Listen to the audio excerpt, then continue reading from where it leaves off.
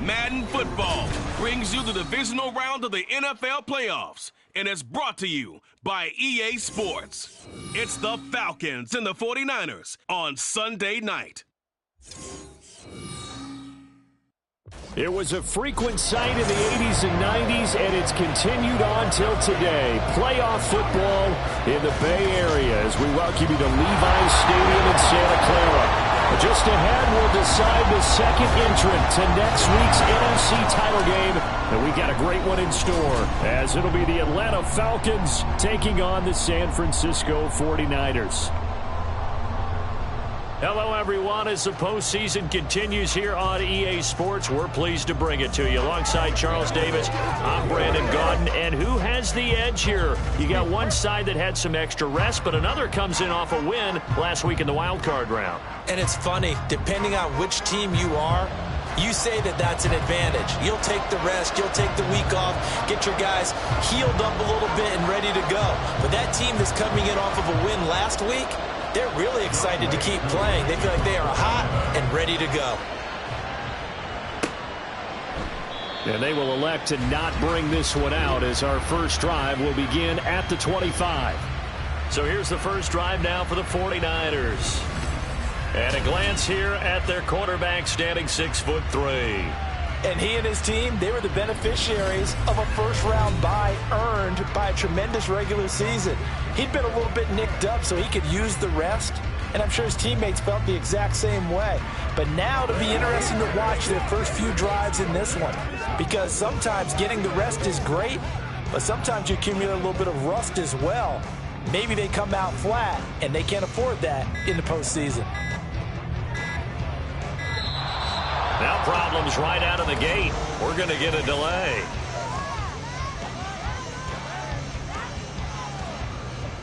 Delay of game, offense. It didn't take long to see our first penalty of the game, did it? We always talk about everyone wanting to get into the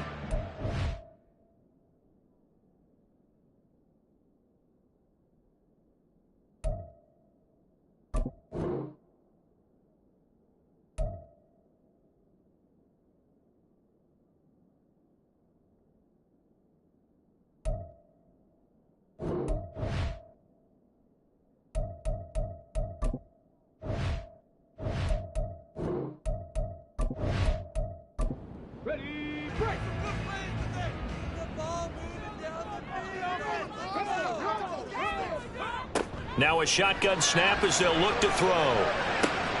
He's got this.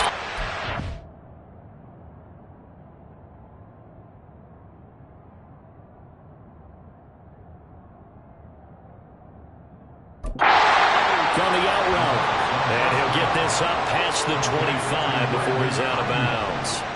They'll break the huddle, come up on 2nd and 8 at the 27-yard line.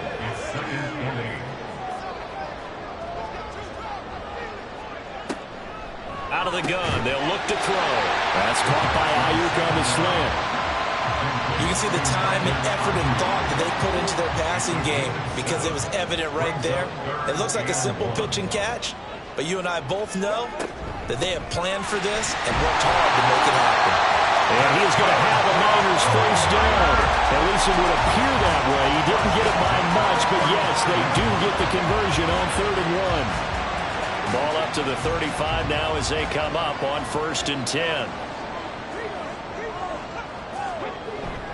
Walker with another carry. And this defense not giving him anything there. Maybe a yard up to the 36. Ball on the 36 now. Here's a 2nd and 9.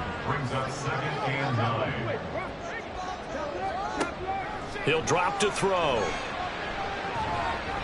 Eluding the pressure right.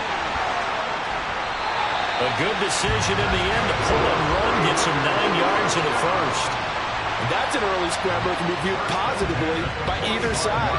From the offensive point of view, it begins to establish him as a possibility to keep it on certain plays. And defensively, they avoided giving up a huge play in one of their first tests in containing a quarterback on the run. And he'll get what he can up the middle, 3 yards. That'll bring up 2nd down. Here's 2nd and 7. At their 48-yard line. Sticking with Walker on 2nd down. Oh, a heck of a move. Man. And he's over midfield and into Falcon territory. A gain of 3 last play. This time they double it and pick up 6. And this will be play number 8 of the opening drive. It's 3rd and short. Now a give right side. Leary. And he's got the first before he's brought down at the 39-yard line. Give him 6 yards, and they do convert on 3rd. So from the 39 now, they'll come up on a 1st and 10. Now they'll switch it up here and look to throw. And that'll be incomplete. Well, a momentary speed bump there with that throw, partner. The defense had other ideas, but they're trying to mount a small stand before this drive reaches the end zone. On 2nd down, it's Walker. And he'll lose yardage on the play back at the 45-yard line. It goes as a loss of 6. And now 3rd down. That's a play to take note of there for the defense, I think, in the future. If you're going to try and block him, maybe you get a guard to help double team him and try and steer him out of the play. They should have done it on that snap. Now throwing on 3rd down there, but he cannot connect. Not only did he have a chance to scan the field there, it felt like he had a chance to scan it twice. The protection was that good. Unfortunately for him, the coverage downfield, equally good. And his kick is absolutely perfect. I don't know if you ever go into a game expecting to attempt attempt a kick of 62 yards. Charles, not only attempt it, but make it one of the longest kicks that we've ever seen. Yeah, I'm not sure you ever go into a game expecting to kick one of this distance, but all the better kickers, they do dream of it. And they show what they can do in practice and convince their coaches to give them a chance. That one surely paid off. So here come the Falcons now to get the football for the first time. And leading them out is their fifth-year quarterback. And he more than did his part in the wild card win with 3 touchdown passes. Now, he's going to get a bigger test here in round 2, but his unit is in rhythm, and they're playing as well as they have all year long. I wouldn't be surprised if this defense, though, tried to get after him early with a little extra pressure. If he can handle that, he can have another big game, though. Stopped at the 24-yard line after a gain of 5. A quick burst there, and he nicely bit off a pretty decent gain. From the 24 now, here's 2nd and 5. Stroud working out of the gun. This is Chase Claypool on the receiving end. No catches for him in the wild card win last week, but he's got a first quarter grab here. Counting down toward the midway point in quarter 1. On 1st and 10, it's Robinson. And he'll take this ahead for about 4. 2nd down coming up. Well, you don't turn your nose up at a gain of 4, do you? They'll take that on 1st down. Playbook's got to be pretty well open on 2nd and 6. On 2nd down, another shot for Robinson. And this will be a Falcons first down as the tackle made at about the 43-yard line.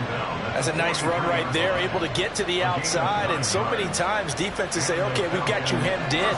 But if you're running the football, at least you know where everyone is coming from. You don't have to worry about the backside at all. That allows you to run with a little bit more confidence as you traverse down the field. Here's a pass swung out left to his running back. So just 3 yards on the completion there. And it'll be 2nd down. A 3-yard pickup brings up 2nd and 7 at the 46-yard line. Straight ahead, it's Robinson. Call it a gain of 5 there on the run, but they'll remain a yard or 2 short here with 3rd down coming up. They'll come to the line, needing only 2 yards to gain the first here.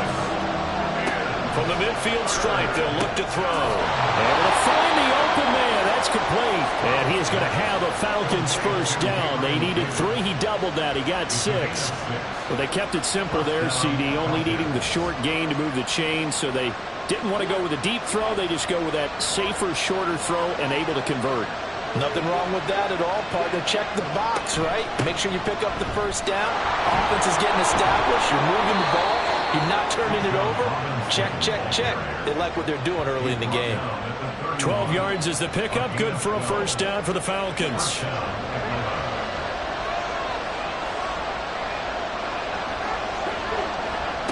Throwing now is Stroud. And it's knocked away and incomplete. And their back's up against the wall a little bit, and they come through by forcing an incompletion. Now they've got to continue to ratchet up the intensity a couple of more times and get off the field before giving up any more yardage. Another throw on 2nd down, and this one incomplete as well. Well, it looked like a march to the end zone has hit a momentary roadblock with that incompletion. No need to panic. They just got to come up with a high percentage play call and see if they can get their offense back on track. Dancing to his left. 23 yards on the tuck and run. Oh, man. Just when the D thought they had the answer for him, he went and changed the question. Surprises him by taking off himself. Is able to set up his offense pretty with a 1st and goal.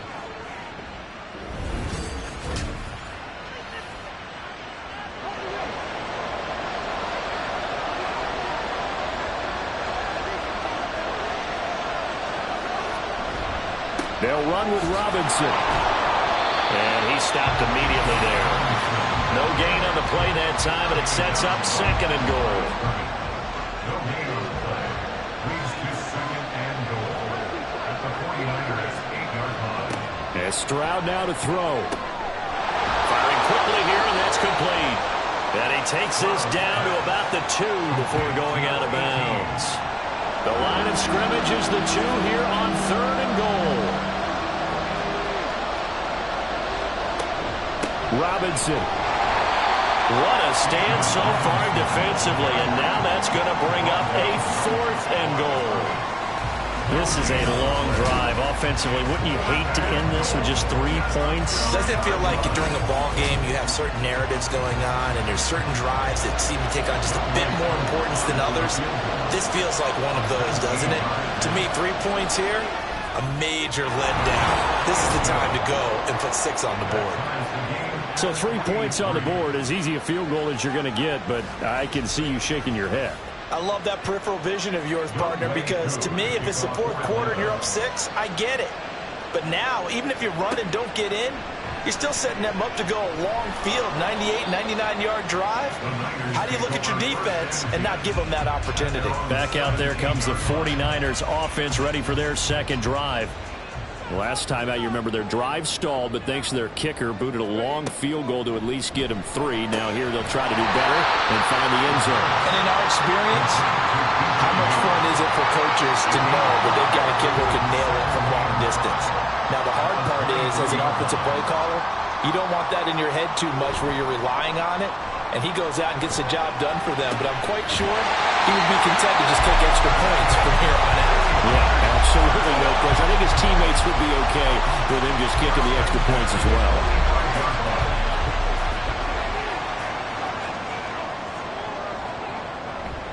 Walker now on 1st and 10. And that play going absolutely nowhere as he's belted before he could get out of the backfield. These two teams all tied after 1. The 49ers with the football here to begin the second quarter. They'll have to deal with a 2nd and 14 now after the loss. They'll set up a throw. The first catch of the game for George Kittle. That's good. The completion there for 7 yards. And that'll bring up a 3rd down. So 7 yards from the first down here as they come up to the line of scrimmage. On 3rd down, he'll drop to throw. Nothing open downfield. He keeps it himself for 11 and a first down. Now that's a quarterback who's in charge out there right now. Wants to throw the ball on 3rd down. Doesn't find anyone open. Tucks it away. Takes off and picks up the first down. Not by a little, but by plenty. And he'll manage to pick up about 4. It's 2nd down. Now, if you're a football guy, that's a pretty run because everyone is in sync right there. Obviously, the guy carrying the ball, but how about the people up front? Leverage, athleticism, they created some nice space for him. False start, offense. And that false start penalty certainly not helping their cause here. 2nd down and long.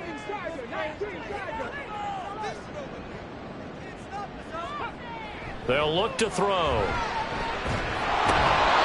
And he takes a shot on the release as this will be incomplete. Really good coverage all over the field. It took away his intended read and almost dared him to try for his guy out of the backfield. No surprise on that one. It doesn't connect. Setting up the screen here. This is Walker. And he can only manage to take this thing to the 38, well shy of the first down.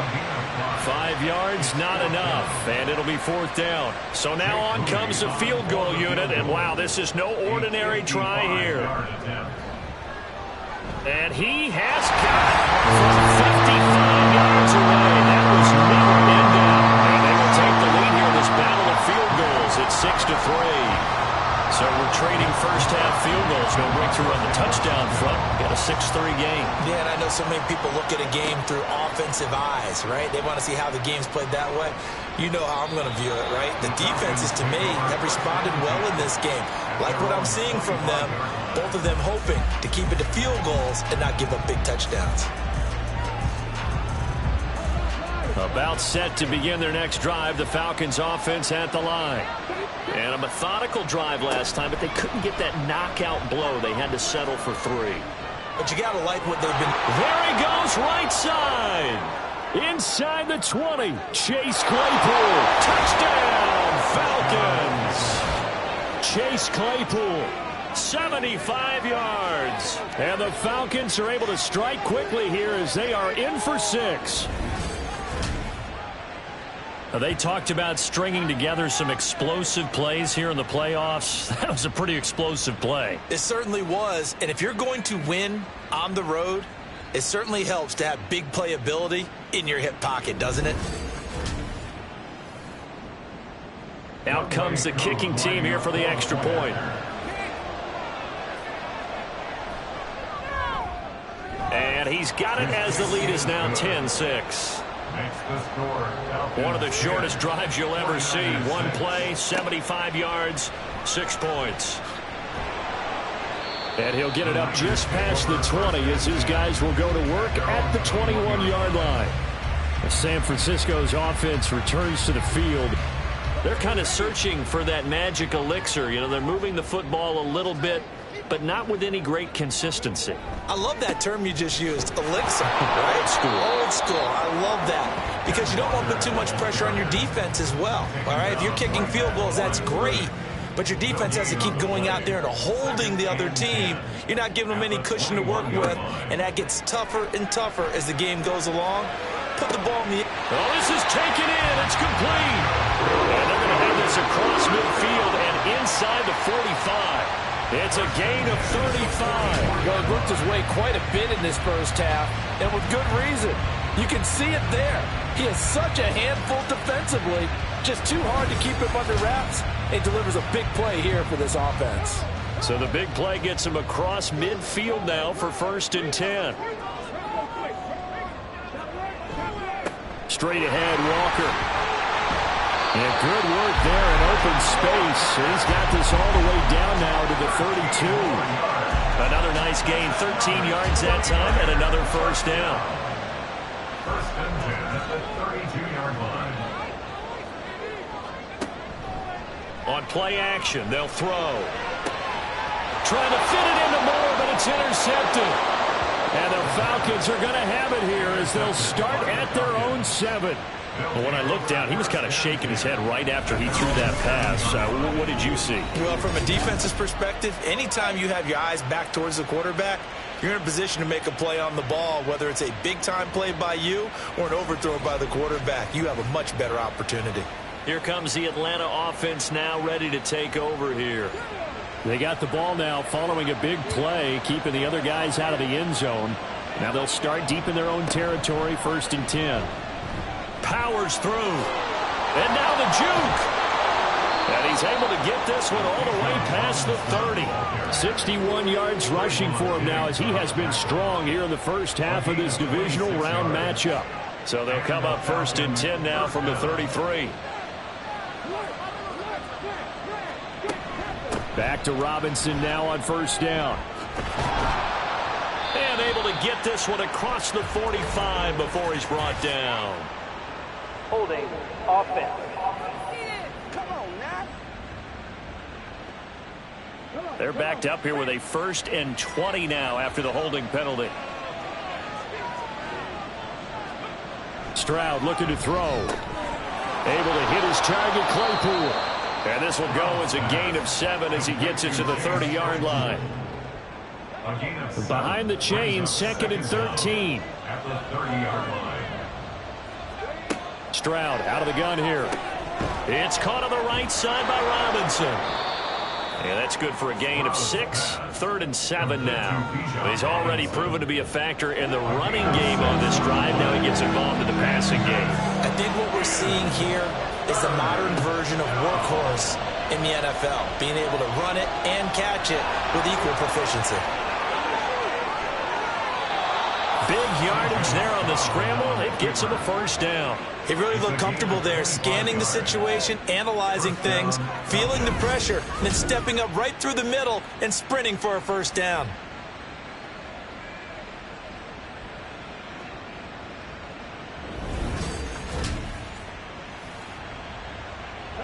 So from inside Niner territory now, this is 1st and 10 at the 38. On the counter, this is Robinson. And they're going to stop him right at the line of scrimmage. Just no cutback lane to be found whatsoever. 2nd and 10. No gain on the play. Brings up 2nd and 10 at the 38-yard line. Here's Stroud. Over the middle, that's caught by Claypool. And this will move the chains again as the tackle's going to be made at the 49ers 21. Third catch of this first half for him, and this one is a first down.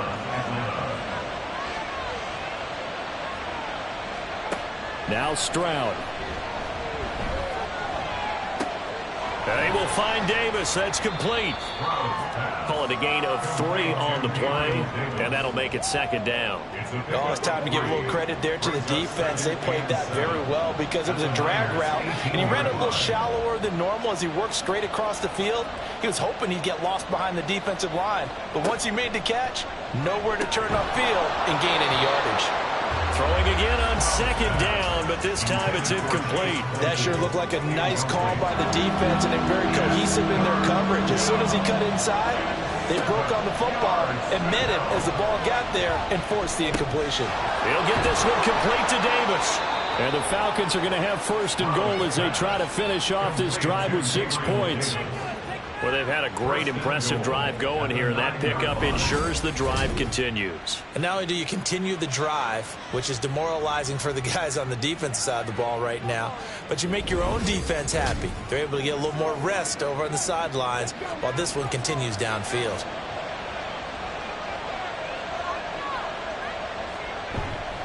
Robinson up the middle.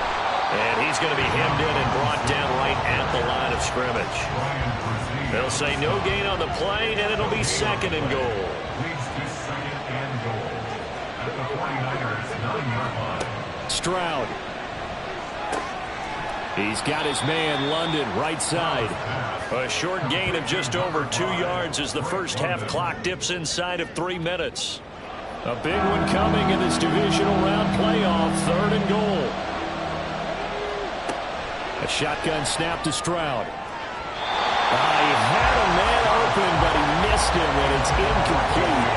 So many times when we talk about coverage, we're just talking about a defender running with a receiver, but a big part of it is understanding where the football is, finding it. In this case, when it arrived, it wasn't a surprise, and he was able to bat it away. Koo knocks this one through the post. And that'll open the lead up to a touchdown now at 13-6. Well, they already had the early lead, and they get the interception, Charles, and now they add 3 more with the field goal. Yeah, they're in control of how this game is playing out so far. You mentioned the early lead. Now they're expanding on it, getting plays on both sides of the ball. A winning recipe if they can keep this up. And makes it across the 20 as his guys will set up shop at the 23-yard line. The 49er offense now making their way out onto the field. Not an ideal way to end their previous drive. They threw the interception, Charles, after they had built up some momentum. They were moving the football, but something to at least build on for this offense as they run back out here. Yeah, you're right about that. Up until that last play, everything was working pretty well for this offense, gaining chunks of yardage, getting first downs, really making a push for the end zone, and looked like they had a nice rhythm going. Now you got to have a short memory here. Don't focus on the interception. Focus on what came before it and get back to it. Here's 2nd and 8. They'll try and set up the screen. It's complete. And he'll be out of bounds across the 30-yard line. It'll be a pickup of 8 on the screen, and it sets up a 3rd down. Back to throw here. Work in the middle of the field, and he's got a man complete. And he is going to have the 49ers first down as they're able to get the 3rd down conversion. Normally on 3rd down and short yardage, you're thinking to throw to your tight end. It's just going to be a simple chain mover. But this time they let him roam down the field, and a nice dart picks up the first down and then some.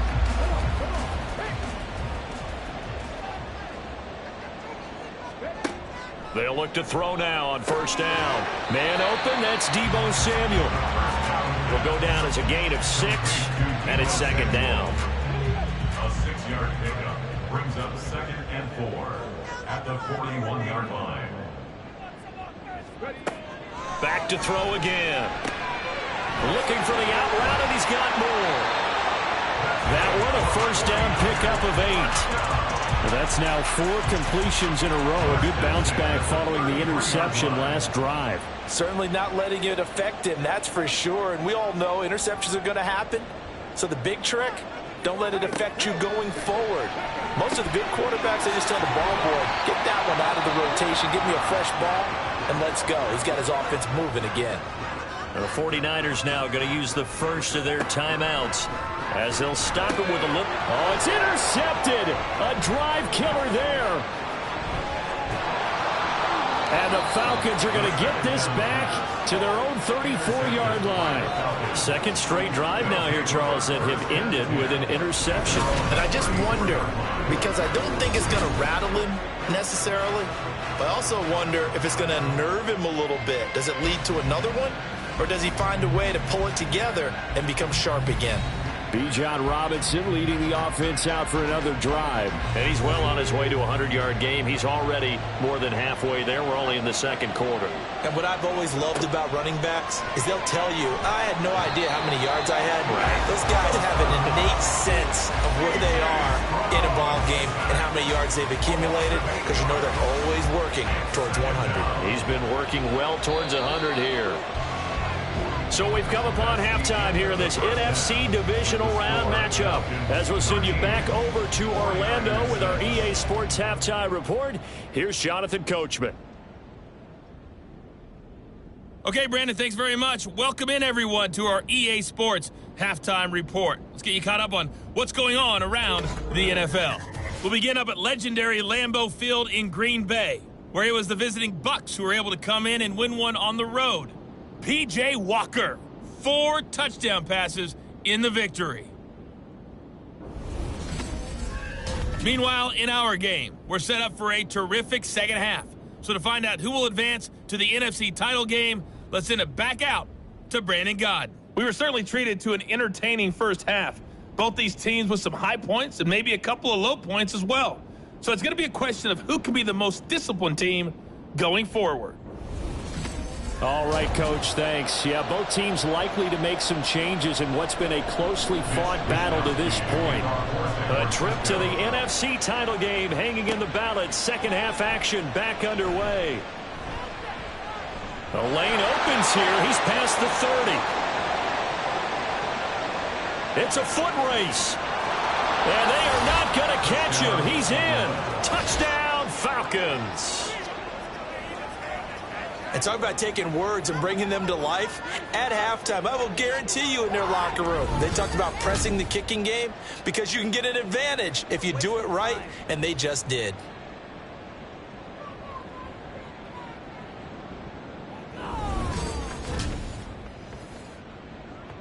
Coup for the extra point.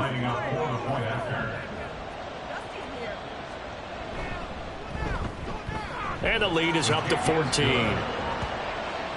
And what a job there by all 11 on the kick return. The blocking excellent, the return excellent. The result, 6 points. So now the other return teams out there as they'll try to duplicate what they just saw.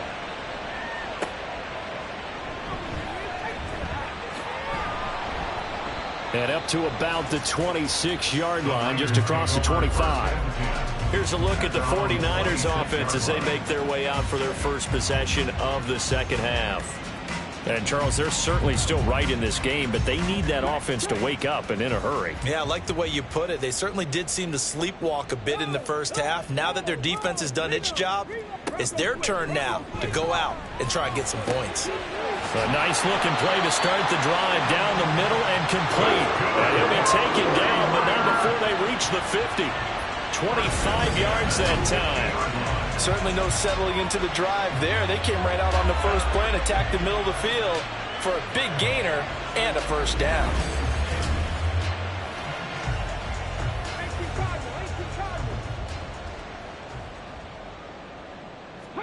From the midfield stripe, they'll look to throw. Pressure brought in, and the Falcons get there for the sack. Finally hauled down for the first time this game. Multiple defenders in there to drop him. Now following the sack, they'll look to make amends on a 2nd down and 17. Now whistles here, and I think one of the big boys for the 49ers might have jumped. False start, offense. And that false start penalty certainly not helping their cause here. 2nd down and long. From the shotgun, he'll look to throw. And it's incomplete. Took a shot, couldn't connect. You get the sense that they're saying we're not playing up to what we're capable of, and we're deep enough into the game that the early jitters are long gone, that they should now have some sense of continuity and be able to make some of these plays that they have not been doing so far. So the completion good for 7 there, and that's going to make it 4th down. That's certainly playing down in distance very well by the defense, isn't it? Take whatever you want underneath by all means. Wisnowski on to punt as he sends this one away. And a fair catch called for and made at the 12-yard line. 37 yards on the punt with no return. And the Falcons will get it 1st and 10 from deep in their own territory.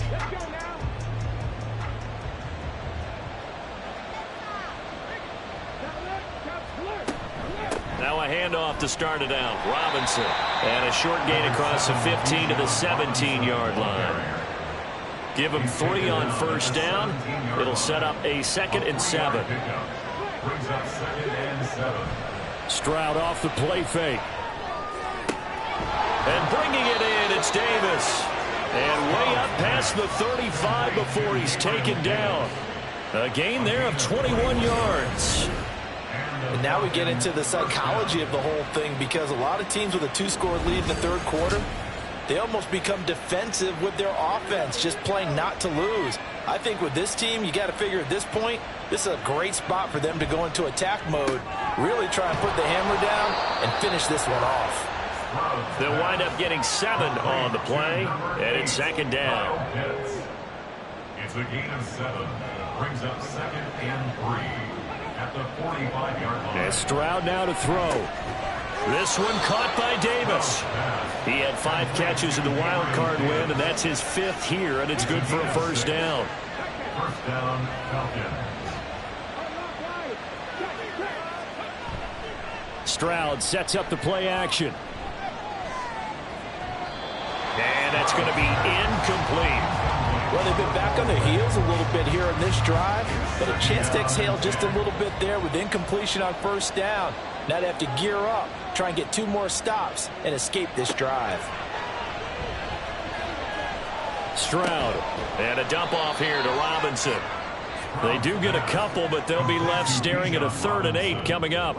They'll be in search of 8 yards here as they hope to convert the 1st down. Stroud on 3rd down now.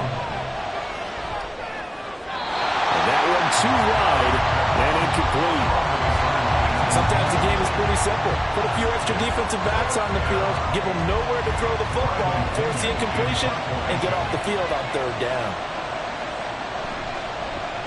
The punt team on now as Pinion sends this one away. And this will carry out of bounds. Where are they going to spot it now? At about the 18-yard line, it looks like.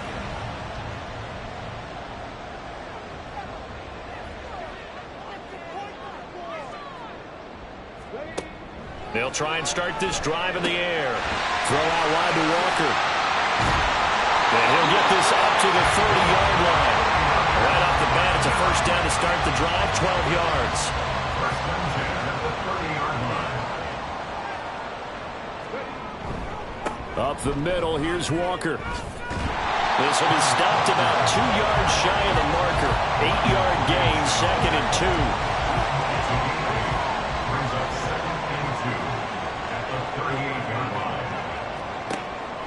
They're going to look to throw. And that one's going to be off target and incomplete. Let's face it, if you want to get back into the game, these are the kind of throws you got to hit.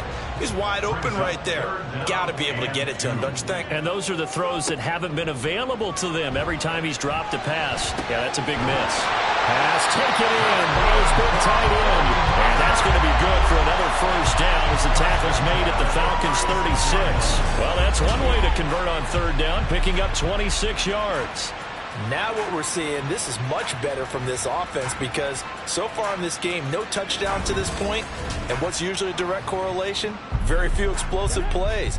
That's been their issue, not able to make that big shot downfield or break one off, but a nice game there for a 1st down. Dancing away at the 35. Dances by him, and he's got this down almost to the 20 before he's dropped. This game not quite as good as the last, but still over 40 yards between the two. 1st and 10 at the 21-yard line. first down. He'll drop to throw it. They'll find Ayuk open right side. It'll go as a gain of 4, and that will bring up second down.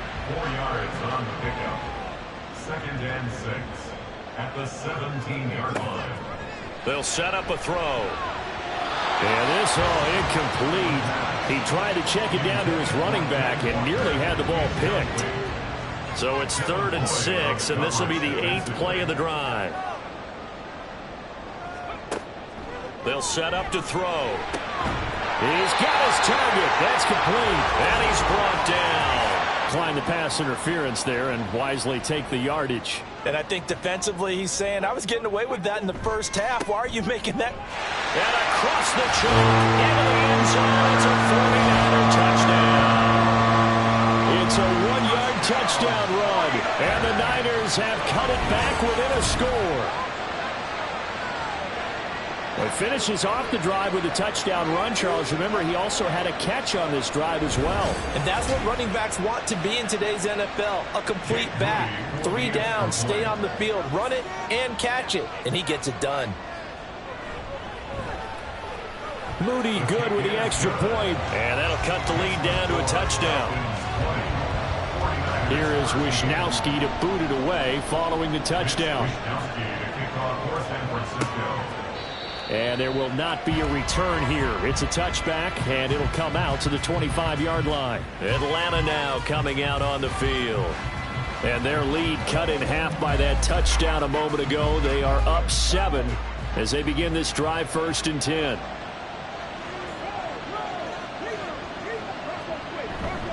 They start on the ground with Robinson here. He'll be dropped after a gain of about 6 across the 30 to the 31. They'd love to just strike back with a touchdown right here, and if it's a long play, so be it. But the main goal, get a couple of first downs, run some plays, run some clock, allow their defense to get a chance to catch their breath, settle down, and relax a little bit after they just gave up the score.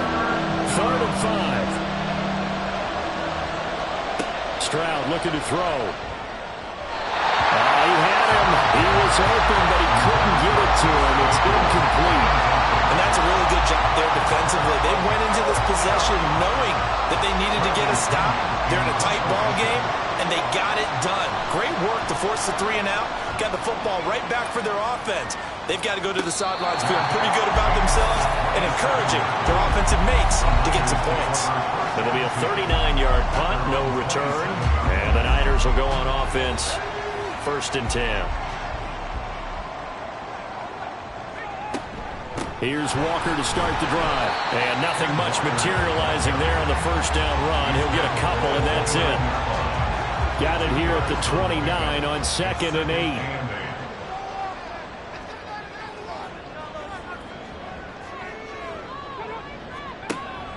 He'll drop to throw. Throw right side is going to be caught by Samuel. And he's able to break out of 1 tackle, but then quickly brought down. Here is 3rd down and 4. Brings up 3rd and 4. Now a shotgun snap as they'll look to throw. This one incomplete. Probably should have been picked. A little nonchalant with the throw to the safety valve, and it's 4th down.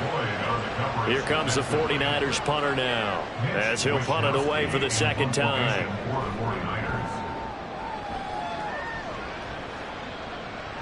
And a fair catch signaled for and taken just outside the 20-yard line. So possession goes over here on the punt. And it will be Falcon football.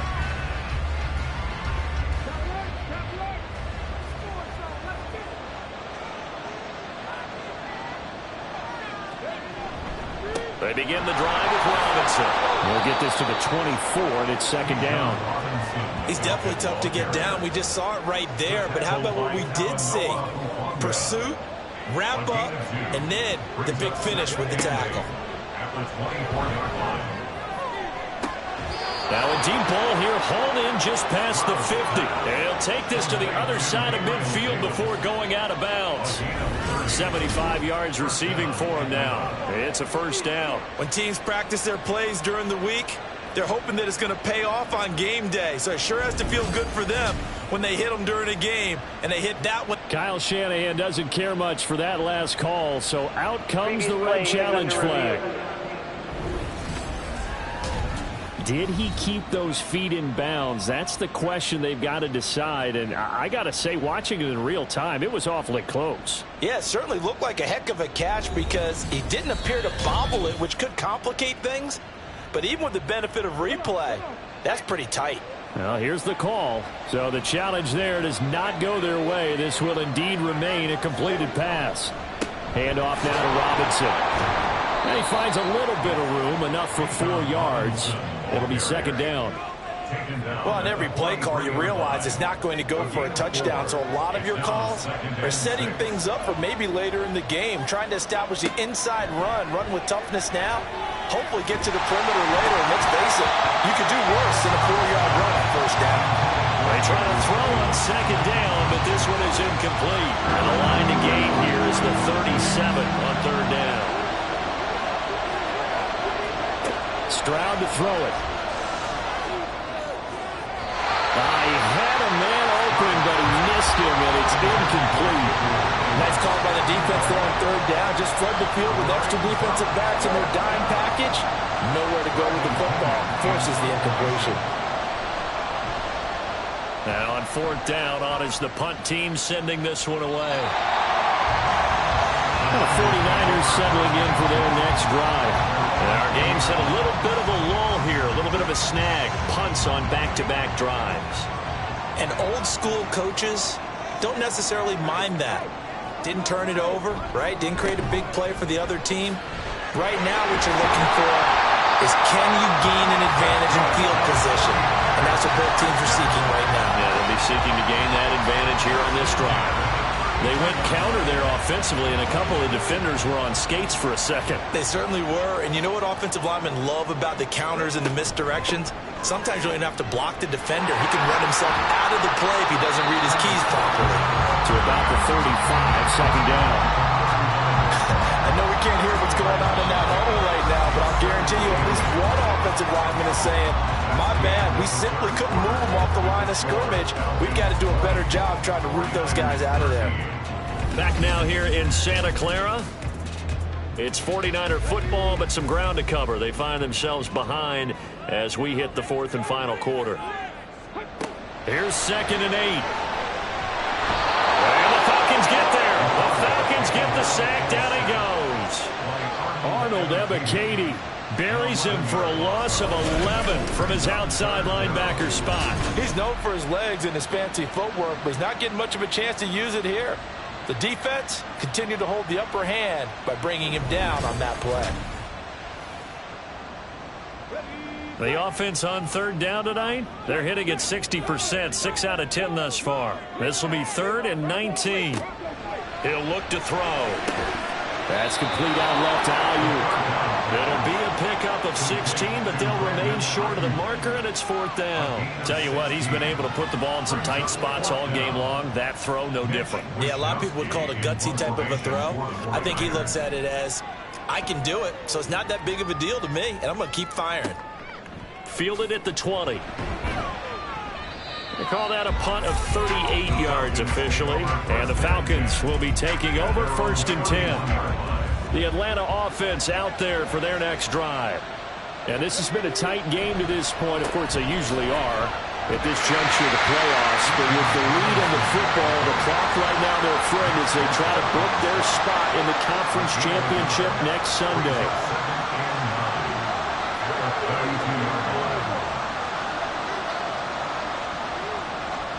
Back to throw. Here's Stroud. And that falls to the ground, incomplete. A nice job of bodying him up defensively, and now he brings up 3rd down. Stroud sets up the screen to Robinson, and he goes out right around the 39. 8 yards on the screen there, not enough. And it'll be 4th down. I hate to surrender the football when you're nursing a slim lead, but they're going to have to punt it away. Trust that defense. It's the right play at this stage of the game as well. You don't need to press it here because you do have that little bit of a cushion, and you count on your D to make it stand up. A 41-yard punt there with no return. And it will be 1st and 10 as they take over. The 49ers offense now, they get set to head back on the field. And this is a unit that needs to get in gear if they want to play for a conference championship next weekend. Down 7 here in the 4th, and a very critical drive upcoming. He's got a man. It's his fullback. And up to the 35 before they're able to knock him down. 19 yards there on the catch and run. Like the design that we're seeing right there. This is what they need. Down by a touchdown here in the 4th. They just need to keep working their way downfield. And when they see openings, take their shots. Ball up to the 35 now as they come up on 1st and 10. Up the middle they run. It's Walker. And he gets forward up the middle, but only for a couple. It'll be 2nd down. From the 38 now, here comes 2nd and 8. On play action, they'll throw. Pressure comes, and down he goes. More than one defender there, and that's a loss of 5 on the sack. Oh, free safety blitz. That can be a gamble, but it proves fruitful there. Yeah, you're exactly right about the gamble because oftentimes the free safety is the last line of defense against a long pass. And when he comes at the quarterback, he better get home and make the play. Otherwise, a big play could result for the offense. They'll get 11, but still a little short. 4th down. Here comes the 49ers punter now, as he'll punt it away for the 4th time today. They bring the pressure as he gets this one away.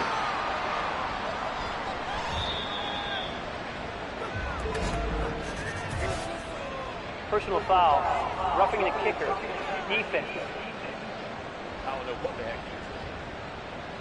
But Charles, they're trying to protect this lead late. Those are the types of mistakes they could afford to go without. But the last thing you want to give them is help in completing a comeback, which is exactly what that penalty does. So 1st and 10 after a big mistake on 4th down with a penalty. Now back to throw. Connects with Kittle underneath. So 5 yards here, 5 on the play. And it'll be 2nd down. Brings up 2nd and 5 at the 37-yard line.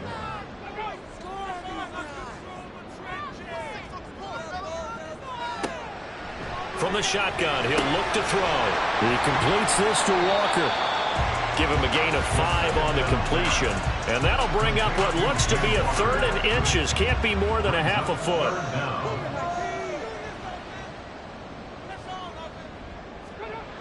Looking to throw.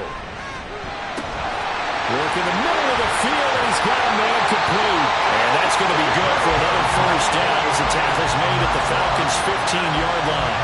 A new set of downs after a strong pickup of 16 yards. Boy, everything clicking on this drive. He's 4 for 4 now, and that throw, maybe the best of the bunch. This offense is really humming, and they pick up another 1st down. The drive continues as they search for a tying touchdown. Here's 1st and 10. To the right side, this is Walker. He will push his way down to about the 14. 2 yards on the pickup there. It'll be 2nd and 8. It's 2nd and 8 at the 14-yard line. They'll look to throw here. That's complete right around the 8. And the Niners are going to have a 1st and goal coming up as the tackle made at the 3-yard line. A looming decision to make on the conversion, down 7. But first things first, they need to score as they come up on 1st and goal. They'll drop to throw. To the end zone, but it's incomplete. Yes, sir. How about an attaboy there on 1st down? Got his hand in and knocked it away. They'll go again from the 3 here on 2nd and goal.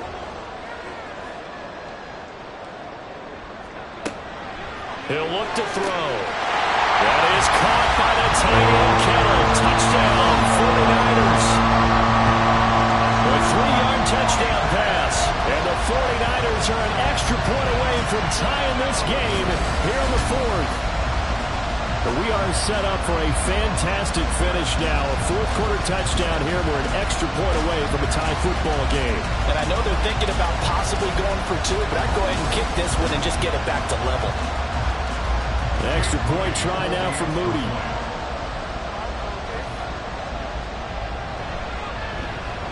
And no sweat. He puts it through, and we are tied here in the fourth. So that one a long 11-play drive.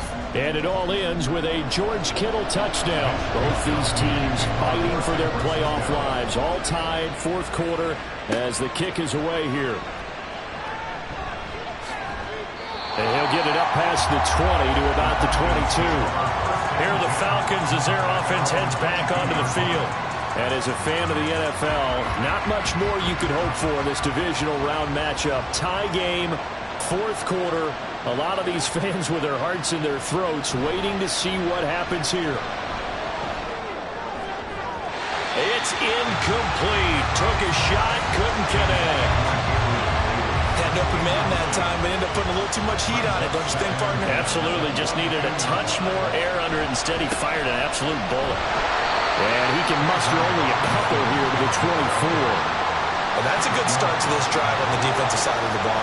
Force the incompletion on first down, and you're able to shut down the running play on second. Yeah, I wouldn't be surprised now. A little bit of pressure going into the quarterback in an expected passing situation. Stroud is hit, and the ball is loose. Oh, one of the linemen on the other side has got it. Offensively lucky they were able to keep the football, but now fourth down, so they'll have to boot it away. I do think, though, they're going to look at this as a positive. One, they recovered the fumble, so they retained possession. But two, being able to punt it changes field position for them. Imagine if that turnover takes place there. Now your defense has to go onto the field and try and hold. Instead, they get a little breathing room. So a change of possession here on the punt. And out will come the offense as they take over. The Niners set to take over on offense. Excellent job by their defense to force the punt and provide them with this opportunity, all tied in the fourth quarter. They'll run with Walker to begin the drive. And taken down just shy of the 40. Not a lot of running room there, not a place to make a cut and kind of exit out because they had everything bottled up. Looked to me like the linemen were taking on their blocks really well and giving up no creases. Now a nice throw here right side. He hauls it in. And he'll be taken down, but not before he gets into enemy territory.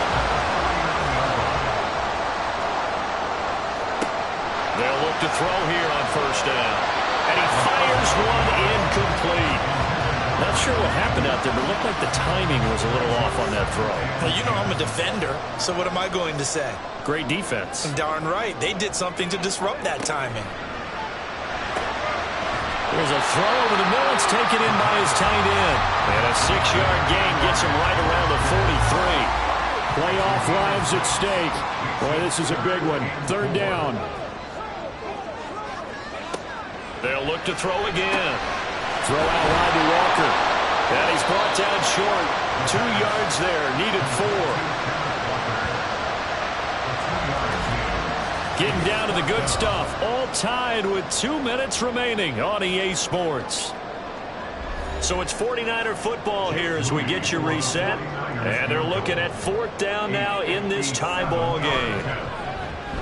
And this is good from 57 yards out. That was bombs away right there. And they have taken the lead here in the final 2 minutes. You talk about a big kick under pressure in the fourth quarter. I mean, that wasn't like a 33-yarder. That was long distance. Not only does it show the faith that they have in him, but also remember, if they miss that one, they're giving up the ball near midfield, so they had to be very confident that he was going to put that one through the post. So all eyes on the Falcons. Down 23-20, a minute 53 remaining. A field goal could get this playoff game to overtime, but this crowd, they are going to make it tough as they line up first and 10. And he's brought down, getting this one up to about the 35. It's a gain of 10. And the Falcon first down.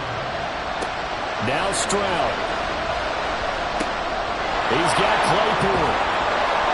And he'll be taken down, but not before he works it past the 50. Stroud to throw it. Pass complete to Robinson. And he is going to lose yardage here. But they'll come up now. This is 2nd and long. Here's Stroud. Open. Oh, no, he lost the football.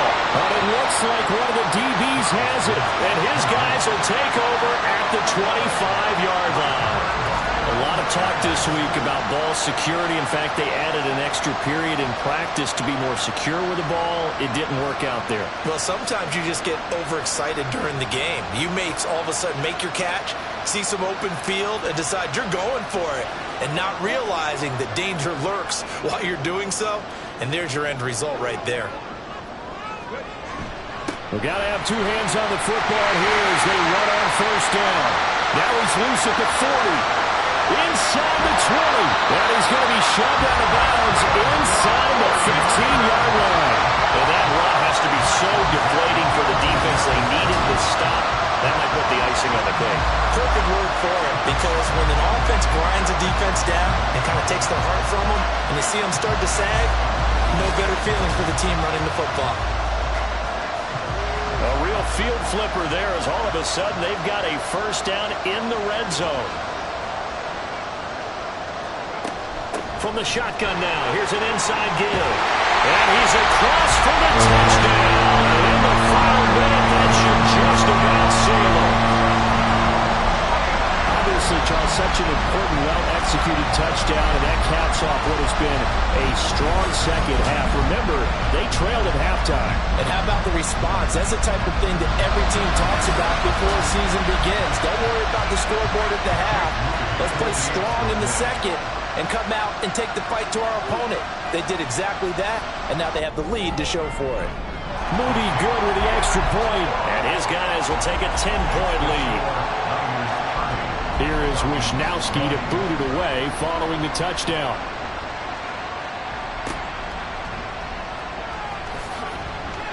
And not much happening on the return as he'll get this to about the 23.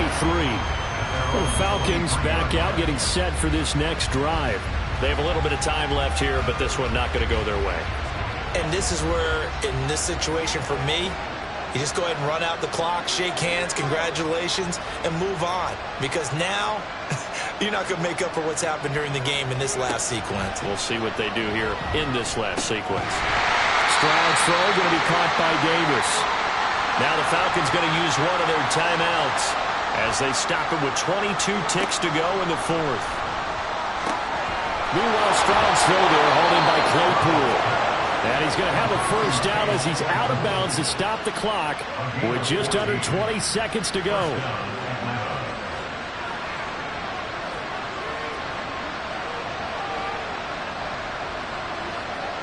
Stroud.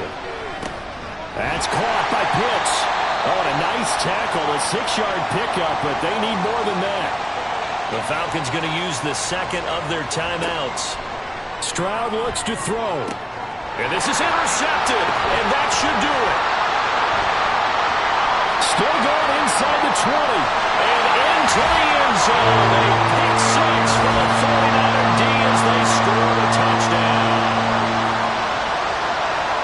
So a 4th-quarter pick 6 here, and that one might put this game out of reach, CD. I certainly agree with that, partner. And I know one thing, though. That team that just got the pick 6, they're going to keep playing until this one's over. Better be careful. They're looking to get another one.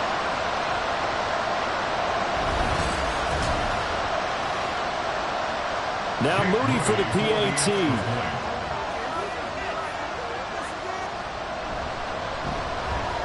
And that'll make this a 3-score game as the lead moves to 17. A heck of a play there defensively, getting the interception, navigating his way into the end zone for the touchdown. Here is Wisnowski to boot it away following the touchdown.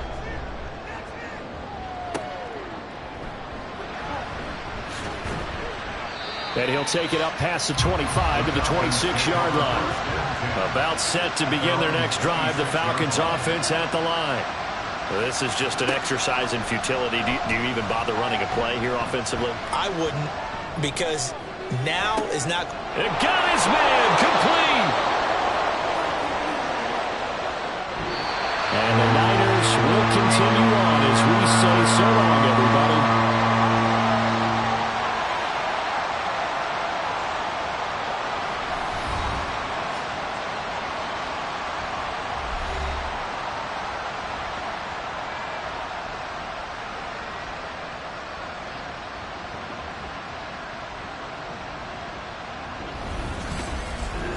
So that'll just about do it for Charles Davis. I'm Brandon Gaudin. You've been watching the NFL on EA Sports. For more, log on to easports.com.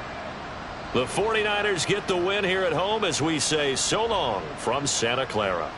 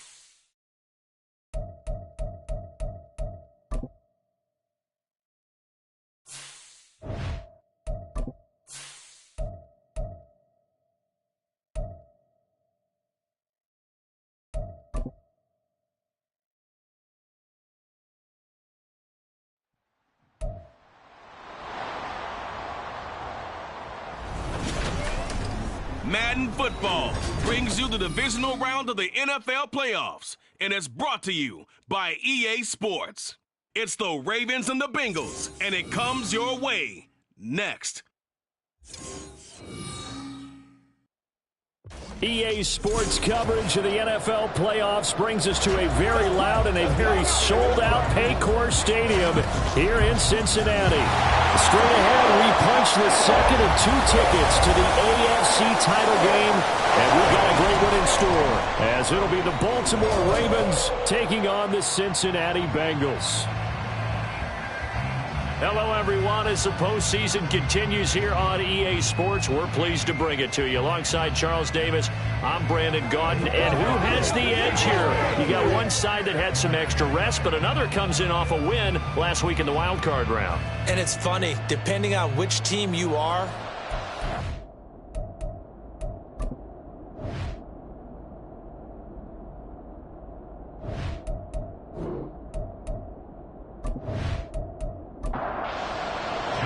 for a berth in the AFC Championship game. Off we go in the divisional round of the NFL playoffs.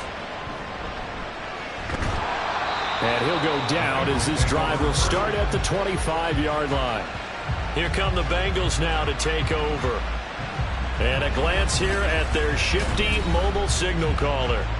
We're seeing it more and more in this league, how teams love to have athletes back there taking the snaps, guys who can throw it and move around and get yardage with their legs if needed. He's one of the best examples that we see out there right now. He can throw for hundreds of yards one week and then run for 100+ the next. He adds an extra dimension that really confounds defenses when he puts it all together.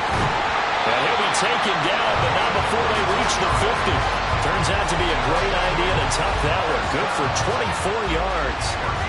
This guy's proven himself to be one of the best in the NFL. He brings an added dimension to their offense with his ability to read defenses and know when he's able to pull it down and take off and go. This is caught inside the 15. A big play there for Cincinnati. 42 yards. things are looking pretty darn good on this first drive. They came right out, set the tone, this time with a big pass play. And if the peek behind the curtain that they gave us or their game plan, I don't think that's going to be the last one we see. I think you're exactly right about that. Scoring first, so critical in the postseason. They've got it here, first and goal. Now a shotgun snap as they'll look to throw. And that is caught. He's got it for a Bengal touchdown. David Njoku, a 9-yard touchdown grab. And the Bengals are on the board first here in this division round matchup. So they take the opening kickoff and drive it all the way down the field. And that's the last thing you want defensively. On the road, in the playoffs, and now you're down a touchdown right away. Evan McPherson now for the PAT.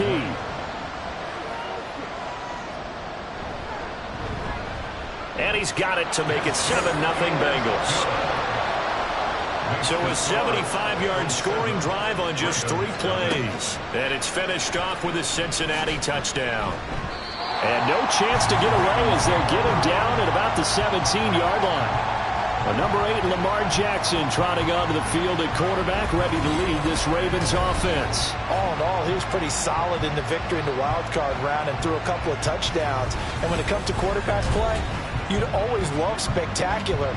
But in the playoffs, you'll take solid. And that's exactly what they're looking for from him again in this contest. And they'll begin by running the option. And holding it may be the wrong decision as he's stopped in the backfield. 2 yards the loss, 2nd and 12. Well, that play never really got off the launching pad. He had a linebacker in his face before he had a chance to do much of anything. Yeah, I think his big boys up front, that offensive line, they've got to do a little bit better job of protecting him. In trouble here, and down he goes. Back at the 8-yard line. Myles Garrett. It'll go as a loss of about 8 as he gets in there to drop him. 2 plays so far, a run and a pass attempt, and both have gone backwards. Probably not how they drew that up. Not at all. Looking for a better play coming up. After that sack, it's 3rd and long for Jackson and the Ravens. They'll set up to throw. And that will be incomplete. As a corner, you have to be able to run with guys step for step downfield in man coverage and make up ground quickly in zone. You have to put yourself in position to make plays, just like that one we saw there. So from their own end zone here, this kicks away. A 40-yard punt, 5 yards on the return, and the Bengals will take over in terrific field position.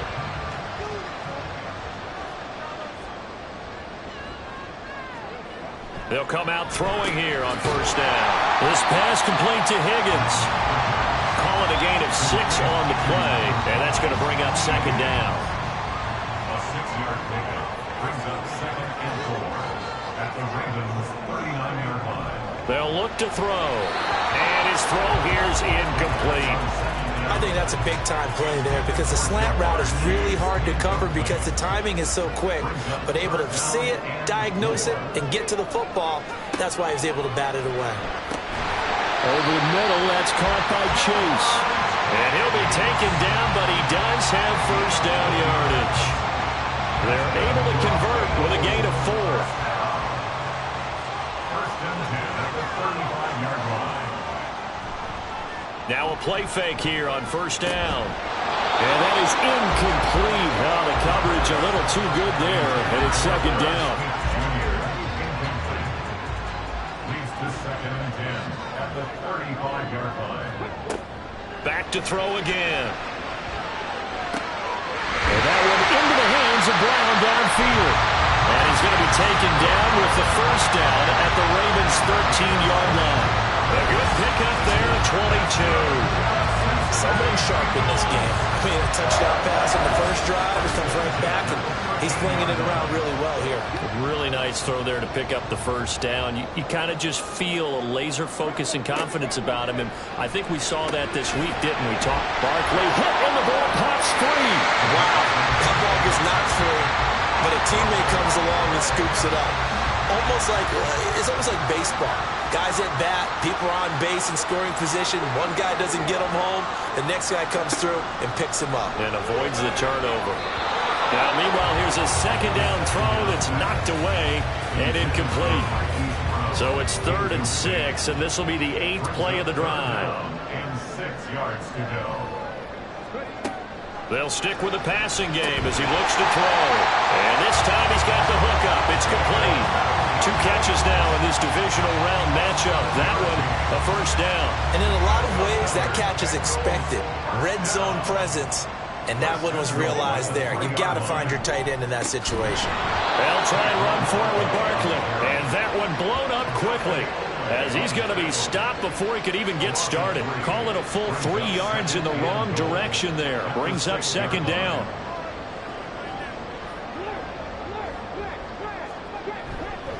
Another try for Barkley. And he'll get this one back to the 5-yard line, but no further than that. It'll go as no gain on the play, and now they're looking at a 3rd and goal. They'll look to throw on 3rd and goal, escaping the pressure right. He'll wind up getting 4 yards there on his own, but it also brings up 4th down. That looked great when he first took off because, in my mind, there was room to run, and he had the marker in his sight. But I certainly didn't expect him to close so quickly, and neither did he. They got to him just in time, and now that forced him to make a decision with his 4th down call. Can this defense hold him out? Here we go now, 4th and goal from the 2. He'll drop to throw. Touchdown, Bengals! David Njoku. feast in the red zone with his second touchdown of the game. And the Bengals' decision to go for it pays off with 6 points. Well, this has been a flawless start for them. They score, they get the stop, and they score again, Charles. Complimentary football at its finest. You just mentioned how they got it done. They scored. The defense got the ball back for them. They score again. That's the way you win ball games. Extra point by McPherson, up and good. And that'll make the score 14-0.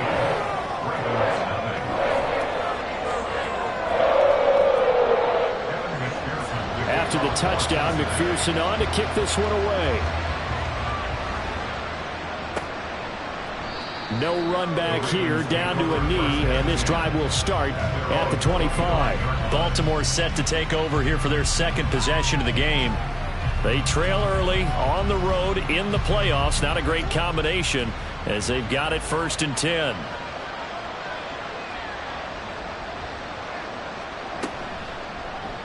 They'll start by running the option to the right. The quick feet by Jackson. And they're going to have this across midfield and inside the 45. A big-time gain there on the keeper, using his legs to hurt him. 1st down.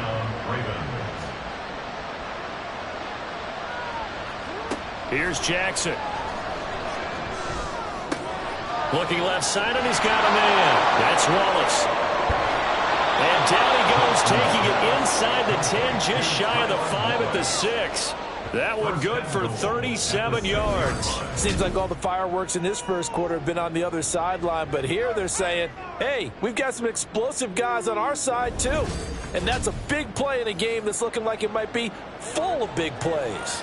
Now a chance to make that big play really hurt. It's 1st and goal just outside the 5. They'll run with Hall. And he gets halfway there from the 6 to the 3 on a gain of 3. And Brandon, they went to a nickel defense, and that's a surprise this close to the goal line, because ordinarily you use the back end of the end zone, the sidelines as extra defenders, and you want bigger people on the field to try and help against the run. And the second wave of tacklers is going to get him as they stop him behind the line. Officially, it will go as a 1-yard loss, and that's going to lead to a 3rd down.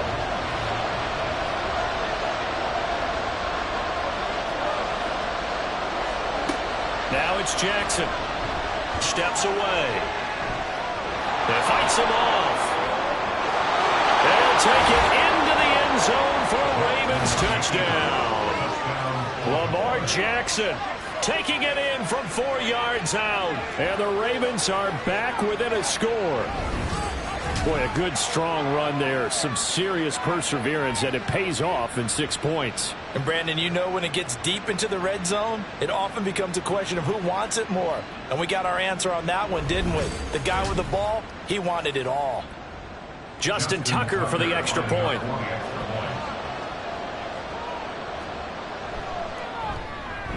And that one makes it 14-7. That time, 75-yard drive, 5 plays. And it was capped off by the touchdown run that came from Lamar Jackson. And he'll be tackled just shy of the 25. The Bengals set to take over. This offense looks like they have a little extra pep in their step as they take the field here for drive number 3. Because remember, Charles, drives 1 and 2 both ended in the end zone. Yeah, and right now they've just got to be careful not to lean into overconfidence, because every drive has a life of its own. But I like the way that they've started, the way that they're going about doing things right now. They've got a chance for that 3rd consecutive touchdown, and that would be a crushing blow to the defense. Well, offensively, that's the mismatch that you want. You want to force a linebacker to try and cover your back out of the backfield, out in some open space. But linebackers nowadays, they run like backs, and they take a lot of pride in cover.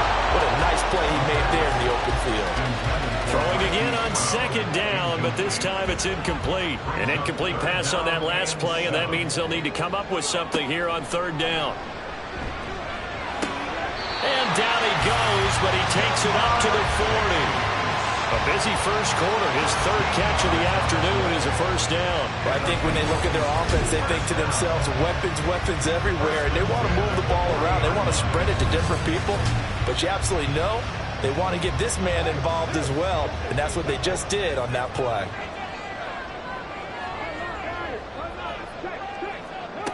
Again, he'll drop to throw.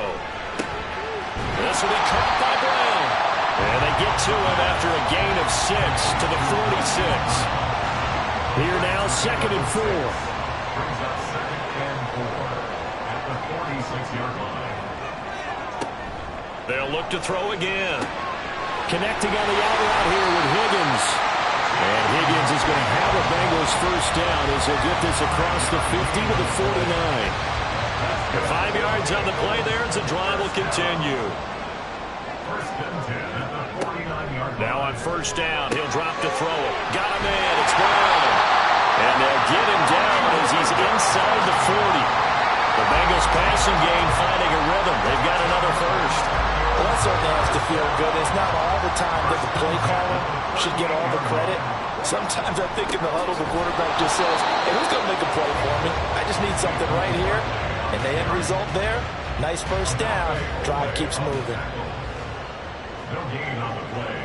2nd and 10. Back to throw now on 2nd and 10. He will find his man Chase complete. And he's going to be taken down with the first down at the Ravens 14. Through one quarter, 14-7 our score. Ready for the second quarter from Cincinnati. It's the Bengals with the football here. Here's a 1st and 10 at the 14-yard line. As they've got it as we resume action. Throwing on first down, but this one winds up to be incomplete. I see the surprise in your face there, partner. That is a rare incompletion from him. He's been on point this entire game. He has percentage completion-wise way up. Not that time. Another throw on 2nd down, and this one incomplete as well. In the red zone, precision is the watchword. If the throw's a little too early, too late, maybe off a little bit, going to be a good chance that any attempt is going to be a contested one, and that one falls incomplete. And he will take it on in for Bengals touchdown. Taking it in from 14 yards out, and the Bengals go up by 2 touchdowns. Nothing like understand where your escape hatches are as a quarterback. Here he's looking, but he knows he doesn't want to force anything. So when nothing avails itself, he slips past the rushers, takes it right up the middle, and takes it into the end zone. And McPherson on for the extra point.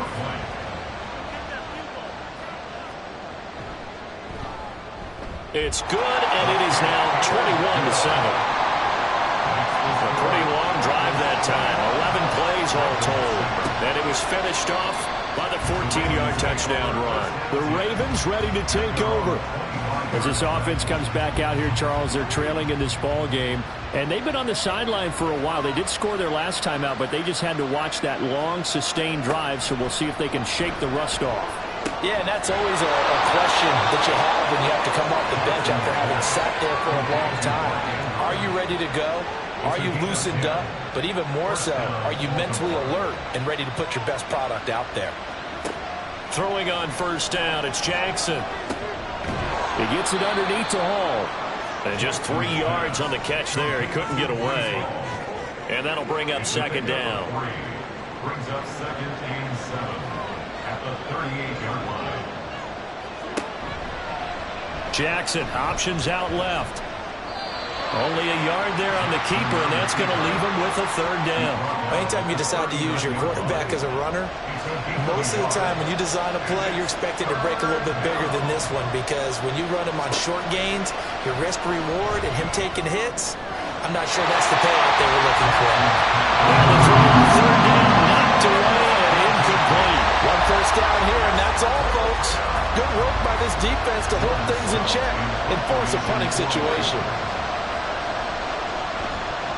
So they're forced to punt on 4th as this one's away. And that hits at the 6 and carries into the end zone for a touchback. Now the Cincinnati offense ready to see what they can do here. Right now, everything they touch turns to gold. This is their 4th possession. touchdowns on their first 3 possessions. I mean, this defense, they can't seem to stop them. It's like they're on skates. Great analogy, Brandon, because they are pushing them back and winning everything at the line of scrimmage. They've just been laying down tracks towards the opposite end zone. So to themselves, all they're saying is, if we don't make a mistake, there's no way they can stop us. Now a throw here going to be taken in by the tight end, Njoku. And they'll get it up just short of the 45 at the 44. It's a gain of 13, and the Bengals have a first down. First down. First and 10 at the 44-yard line. Looking to throw. And this will be incomplete. Physical play on the football there, and it's second down. Marcus Williams on the coverage.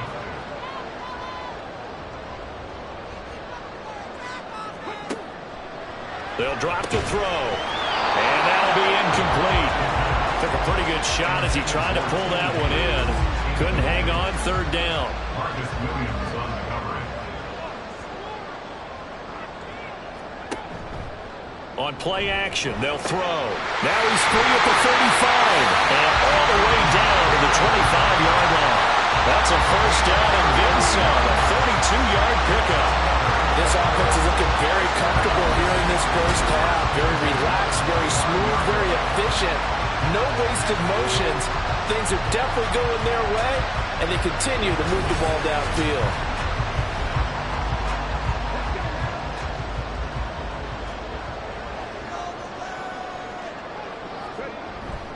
A first down carry for Barkley. And he still has yet to get on track in this first half as they're going to stop him behind the line. He'll lose a yard there, and it's 2nd and 11. A loss of a yard brings up 2nd and 11 at the 26-yard line. They'll set up a throw. And this one incomplete. Too much contact to hold on to that one, and it's third down.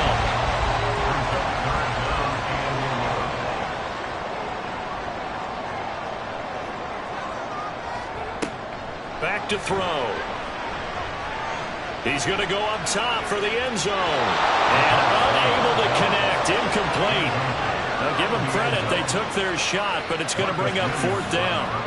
He's put up numbers in this one by pushing the envelope a bit whenever he could with deeper throws.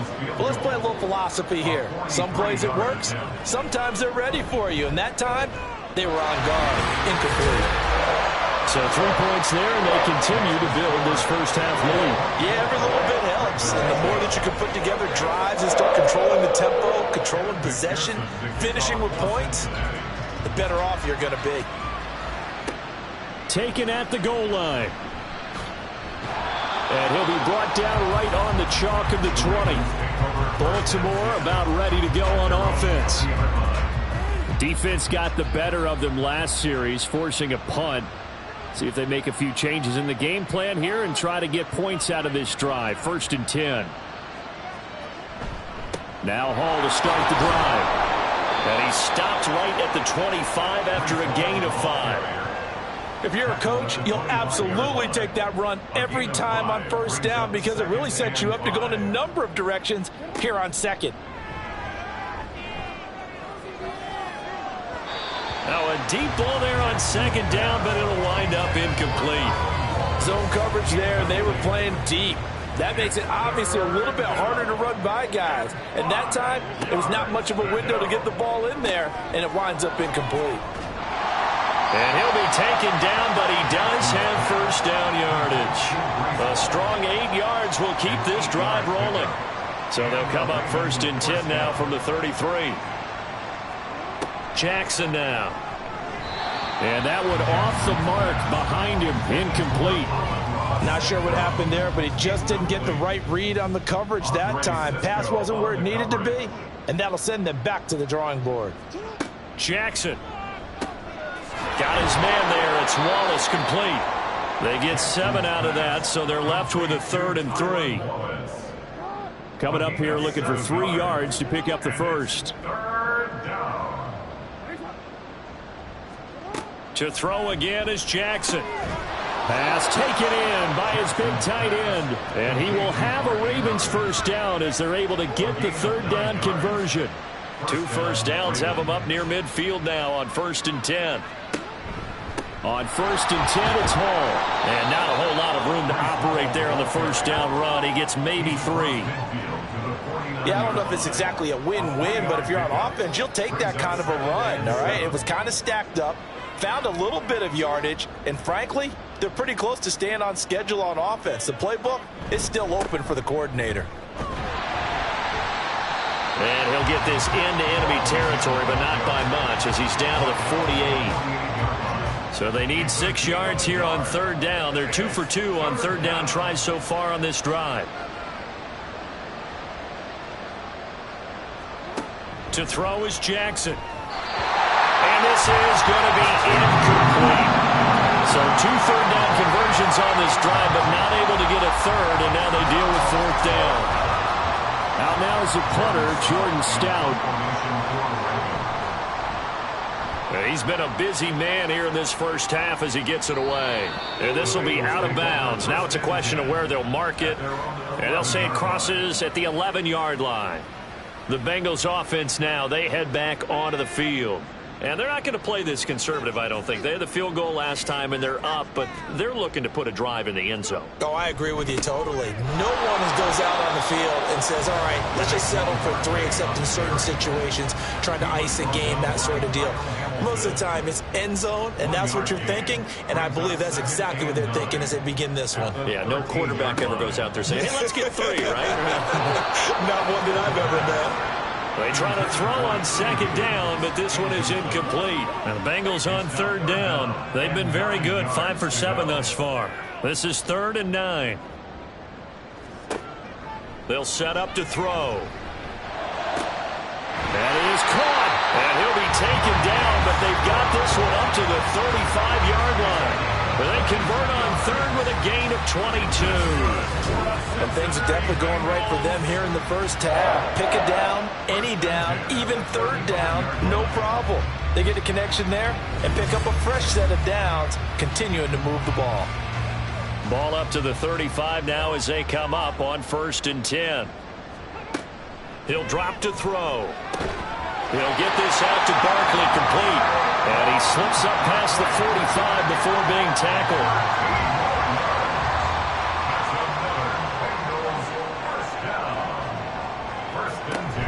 They'll give it to Barkley off the option play. And great blocking downfield as he's got this almost to the 35-yard line. Another nice gain, 16 yards there and a 1st down again.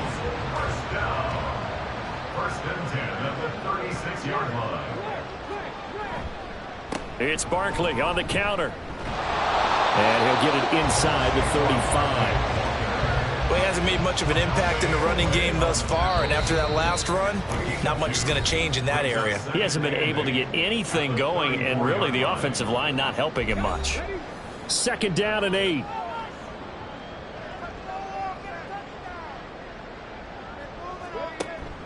They'll look to throw here. Oh, he'll want that one back. Incomplete. He doesn't drop too many in that department. 3rd down.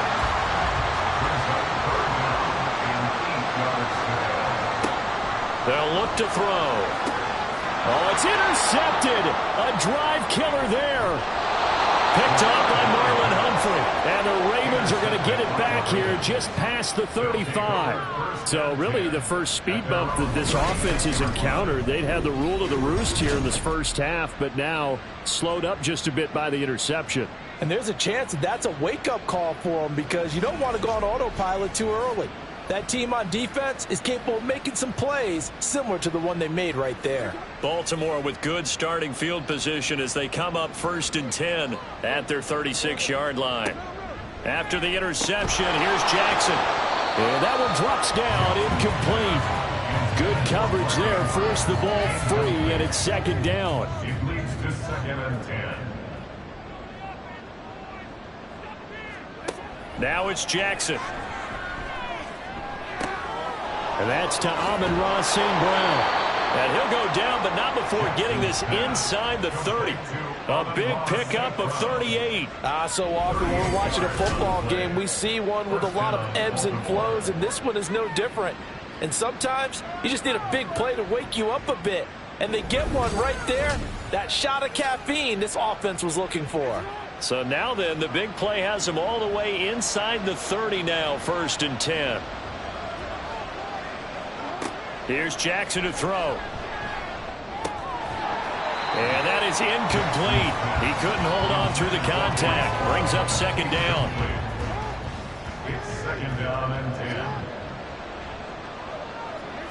10. Again, Jackson. To the right side, into the hands of Flowers. And in for the Ravens touchdown. Zay Flowers, 26 yards. And the Ravens get a bit closer. And on that one, able to catch it, also able to have the wherewithal to take it in for the score. And how about the phases of a successful catch and a completion of a play? Look the ball in, secure the catch, and then, of course, the run after the catch that ends up in the end zone. Now Tucker to add the PAT. It's up and good, so they claw back into it, 24-14 now. So that drive, 4 plays, and it's capped off by the Baltimore score. From the end zone, here comes Williams. And ultimately cannot get this out to the 25-yard line as he's dropped it to 23. The Bengals going to take over late in this first half. And just inside of a minute left, Charles, they got a pretty long field ahead of them. I'm curious to see how they play this, but you would think definitely enough time to at least try to get 3 out of this. Yeah, you want to move with a nice sense of pace. You want to up the tempo a little bit, but you have to do it with some poise as well. You don't want to go so fast that you hurry yourself into mistakes. There's enough time to put points on the board if they do it right. And even though they have the lead, you know that they would love to extend this lead before heading to the locker room.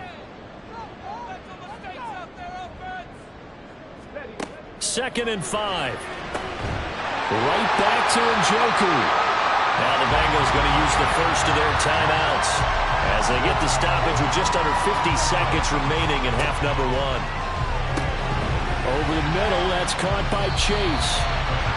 They kept the receiver in the short field, but that let his quarterback get the ball quickly to him before either guy in double coverage could react. 2nd and 3 at the 42-yard line. They'll stick with the passing game as he looks to throw. It's complete to Brown, right side. The Bengals going to use the second of their timeouts as the stoppage will come with 23 seconds to go till halftime. Now a play fake here on 1st down. This will be caught once again by Brown. And he's brought down. 12 more yards for him there. It's a 1st down. Now a timeout signaled for, and they'll get him with 10 seconds to go before halftime. At the 42-yard line. So even though it's 1st down, here's the field goal unit on now to try to get 3 before halftime. 59-yard attempt. And that is no good. Oh, he missed it just wide of the upright, and the lead will hold at 10. And this is a commentary on today's kickers and just how good they are that a coach would think about running his guy out there to try a 59-yarder. Here it backfires on him, but as a kicker, you have to appreciate the confidence that they showed in you. The Baltimore offense at the line set to get going. And with only 4 seconds on the clock, time likely for just 1 snap of the football. And with 1 second left, they get the timeout, and they'll have a chance to kick the field goal before intermission. Tucker's kick is good, and that will do it for this first half. So it's on to halftime of this AFC divisional round matchup. As we'll head down to Orlando, that's where we find our man Jonathan Coachman at our EA Sports Halftime Report. Coach. Okay, Brandon, thanks very much. This 4th and final matchup on this divisional round weekend. We'll get back to you guys in just a moment.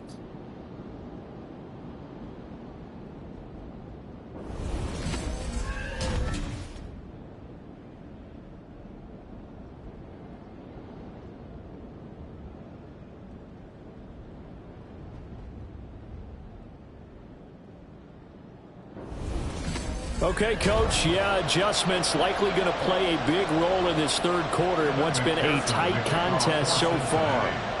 Win or go home, that's the name of the game, and we're back underway with the second half of this AFC divisional round. And no run back here as the third quarter will commence with a touchback.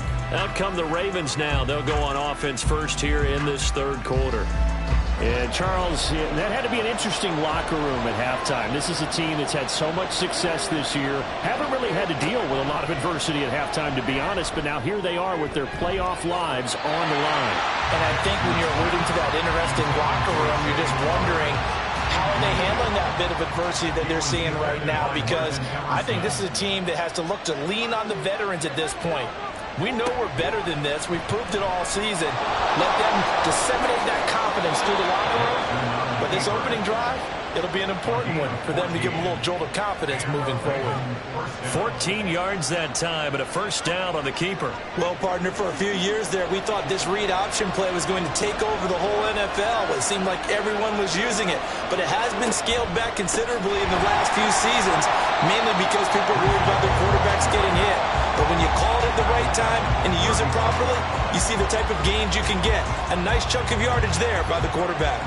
So their task a little bit more difficult now. 2nd and 13 that they're walking up on. Oh, the option right is Jackson. He'll get 5 out of the keeper, but now it's 3rd down. Now that's what he can do, when he keeps the football. It's not a huge gain, but it shows how hard it can be to stop him. Yeah, and I thought the defense had that one pretty well contained, and in fact, they probably came up and felt pretty good about what they did. Then they looked up and realized he still got good yardage out of it. He's a tough guy to stop. 2 catches now in this divisional round matchup. That one, a first down. But one of the ways the quarterbacks keep all the receivers alive in a play, never lock in on any one guy. Make sure you keep your eyes moving, scan the field. And here he finds the open guy for a nice pickup. They run the option here on 1st and 10. And maybe the wrong read there as he's going to go down immediately. It's a loss of 4 there, bringing up 2nd down.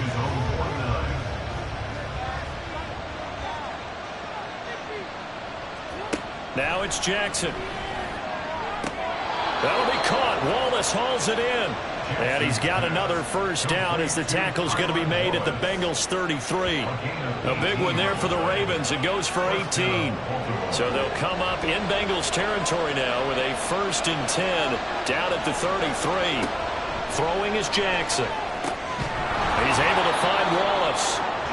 So the completion good for 6 yards, and it'll be 2nd down. A 6-yard pickup brings up 2nd and 4 at the Bengals 27-yard line.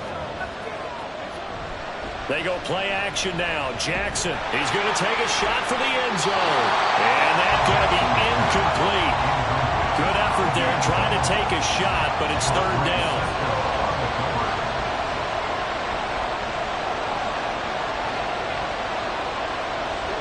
Jackson will throw again.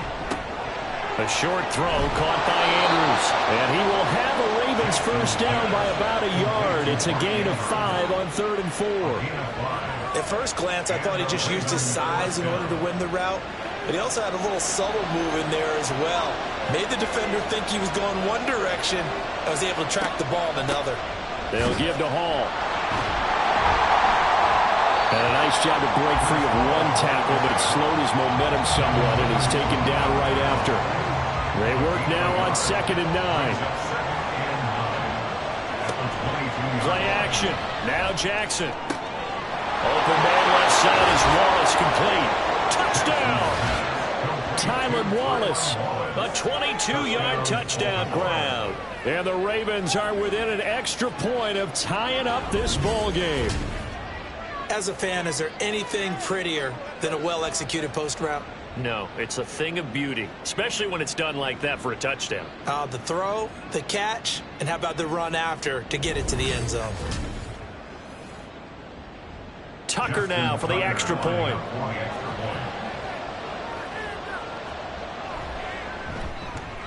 And that will tie our game here in the 3rd quarter.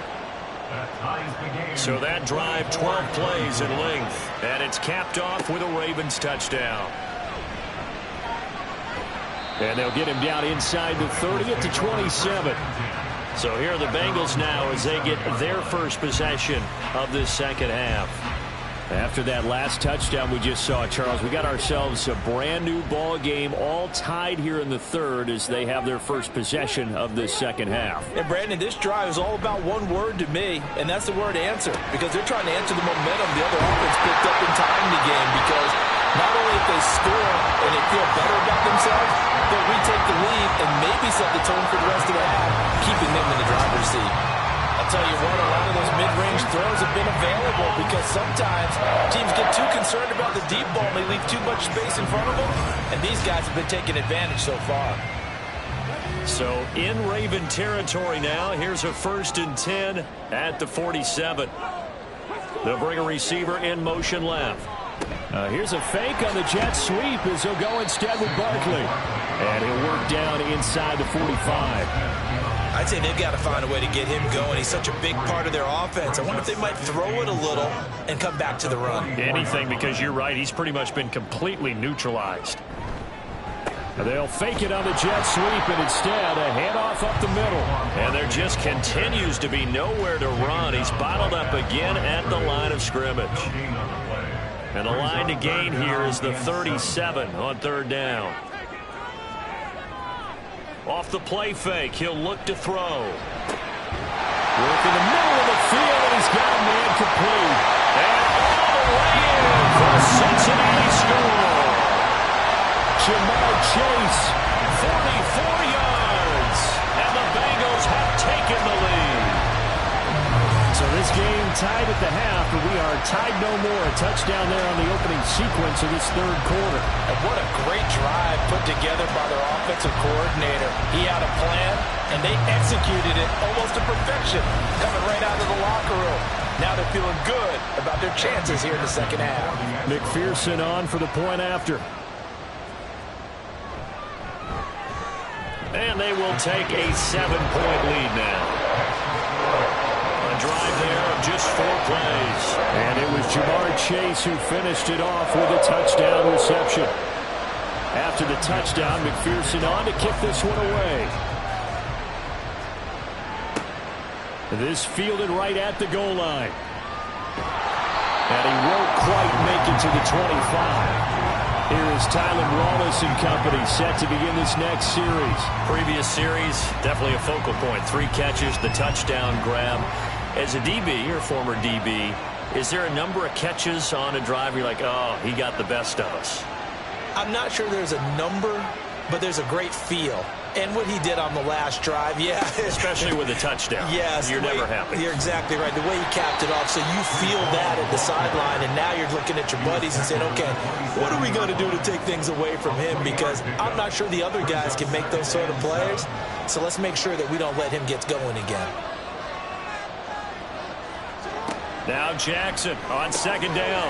That one into the hands of Flowers.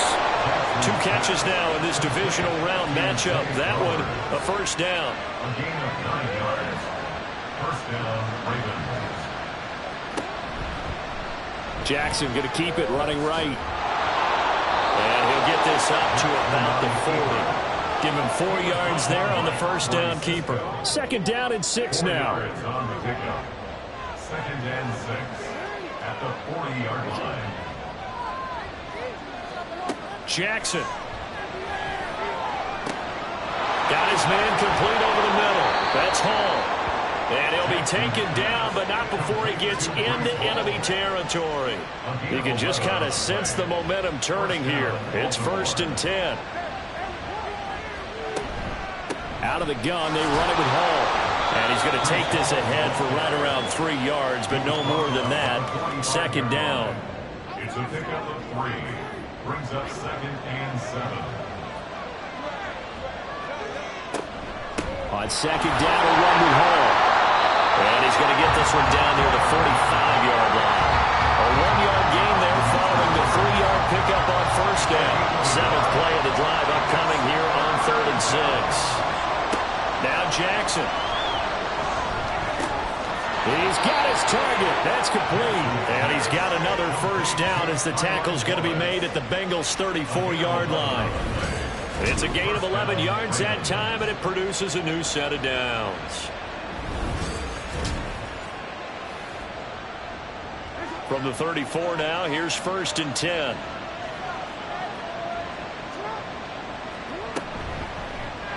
Jackson going to look to run with it. That'll be a pickup of 5 on the keeper. It's 2nd down. A little do-it-yourself run right there and a nice gain. And I like that he knew that that was about all he was going to get. So he did a nice job of protecting himself, took care of the football, took what the defense gave him. If they continue to allow him to do that, they'll find their way taking what they can all the way to the end zone. Now, meanwhile, here's a 2nd down throw that's knocked away and incomplete. From the gun on 3rd down, Jackson. He's going to get that to his running back out of the backfield. And he'll go out of bounds inside the 15-yard line. The Raven passing game getting in sync. Another 1st down.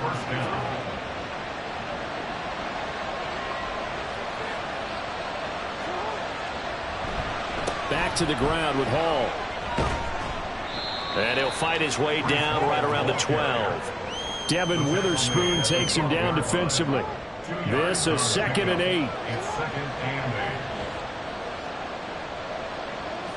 8. To throw is Jackson. And that's hauled in by St. Brown over the middle. And the Ravens are going to be set up with a 1st and goal on a pass play that moves them all the way down to the 1. 1st and goal at the 1-yard line.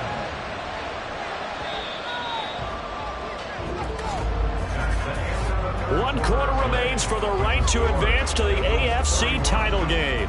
We'll return with more after this. You're watching the NFL on EA Sports. Back now in Cincinnati. A looming decision to make on the conversion, down 7. But first things first, they need to score as they come up on 1st and goal. They'll try to run with Hall into a mass of bodies, and I think they held him out. They did. No gain on the play, and it's going to be 2nd and goal. Hall again. And I don't think he got in. He did not. They mark him short of the goal line. They're held again, and do we have a goal line stand brewing? It's 3rd and goal.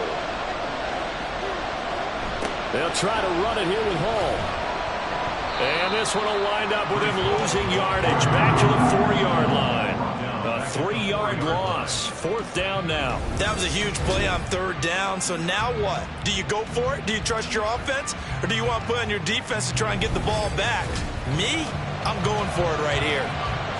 Likely the play of the game here. Trailing in the final quarter and going for it on 4th and goal. Here we go. It's Jackson on 4th down. And it's going to be batted down. And we'll go the other way to the football. He had 3 touchdowns already, but won't get a 4th here. And the Bengals are going to get the football back. 4th down, and they take to the air, which really isn't a major surprise. But how about the coverage there, able to bat it down? Okay, ready? The Bengals drive about to get going. Their defense forced the turnover on downs. They've got the lead. They're in good shape, but can't go into a shell here, right? Still got to be careful. Yeah, because you're still a long way away from kneel down time. So they've got to work on getting 1st downs, keep the sticks moving, right? Keep the clock going. And above all, ball security. Don't turn it over. On 2nd down, here's Barkley. And that won't buy him much room. Just a 1-yard gain to the 5. A tight game like this, such a tough spot for the offense to be in. Even though they have the lead, Charles, back up so close to their goal line, they got to protect the football. And that's when you have to take care of your team with play calling as well. Not a lot of misdirection, not a lot of counters, not a lot of plays where you have extra ball handling. Get it right to the hands of your running back, tell him to take care of the ball, and try and move forward. All right, that's a decent game there, but it hasn't been his best game overall. So I wonder what the mindset is of his team. Do they want him to handle the football and try and close this game out?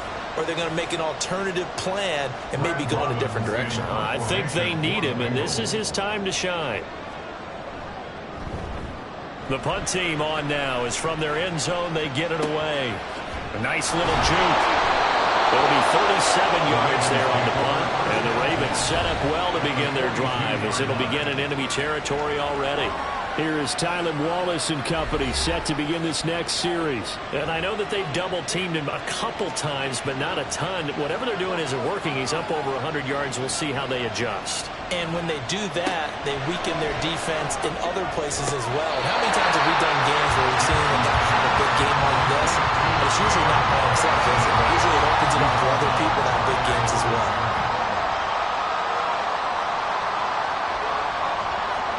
Jackson. He gets it underneath to Hall. They get 6. That'll leave them with 3rd and 4.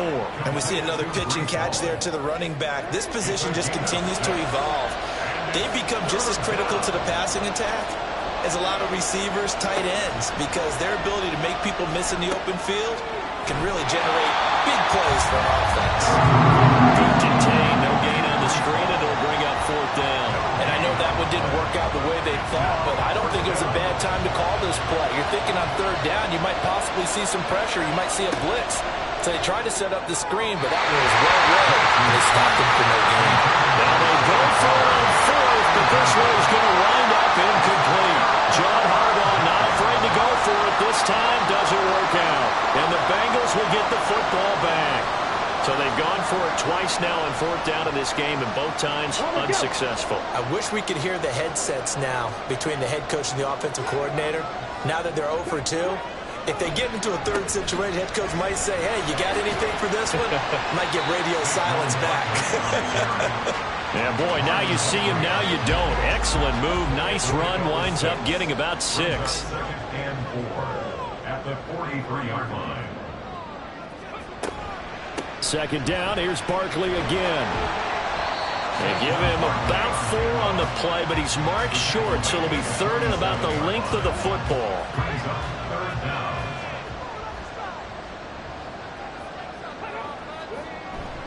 They'll try to run for it with Barkley. And Barkley did not get there.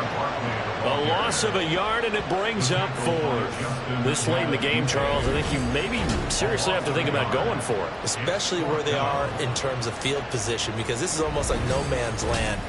Might hurt your punter because there might not be enough space, maybe too far for your field goal kicker. I'm like the old rule. Possession is 9/10 of the law. Possession is 9/10 of winning the game. Go for it, get the 1st down, close it out. And you can't do it much better than that. This ball kicks out of bounds at the 40-yard line. Now the Baltimore offense heading back out onto the field. And this could be the defining moment of their season, all hyperbole aside. You're trailing here in the 4th quarter, the divisional round. They need to come up with something as they get this drive started. And able to get it across the 10 to the 15. They needed some breathing room. He gave it to them. 11 yards and a 1st down. I guess it's good we can't really read the mind of the defensive coordinator now, huh? Had him pinned back there deep, give up that run. Can't be happy. Yeah, whatever's in his mind right now, we probably couldn't say over the air. Just a yard on the pickup there, and it'll bring up a 2nd and 9. Brings up 2nd and 9. Play action. It's Jackson.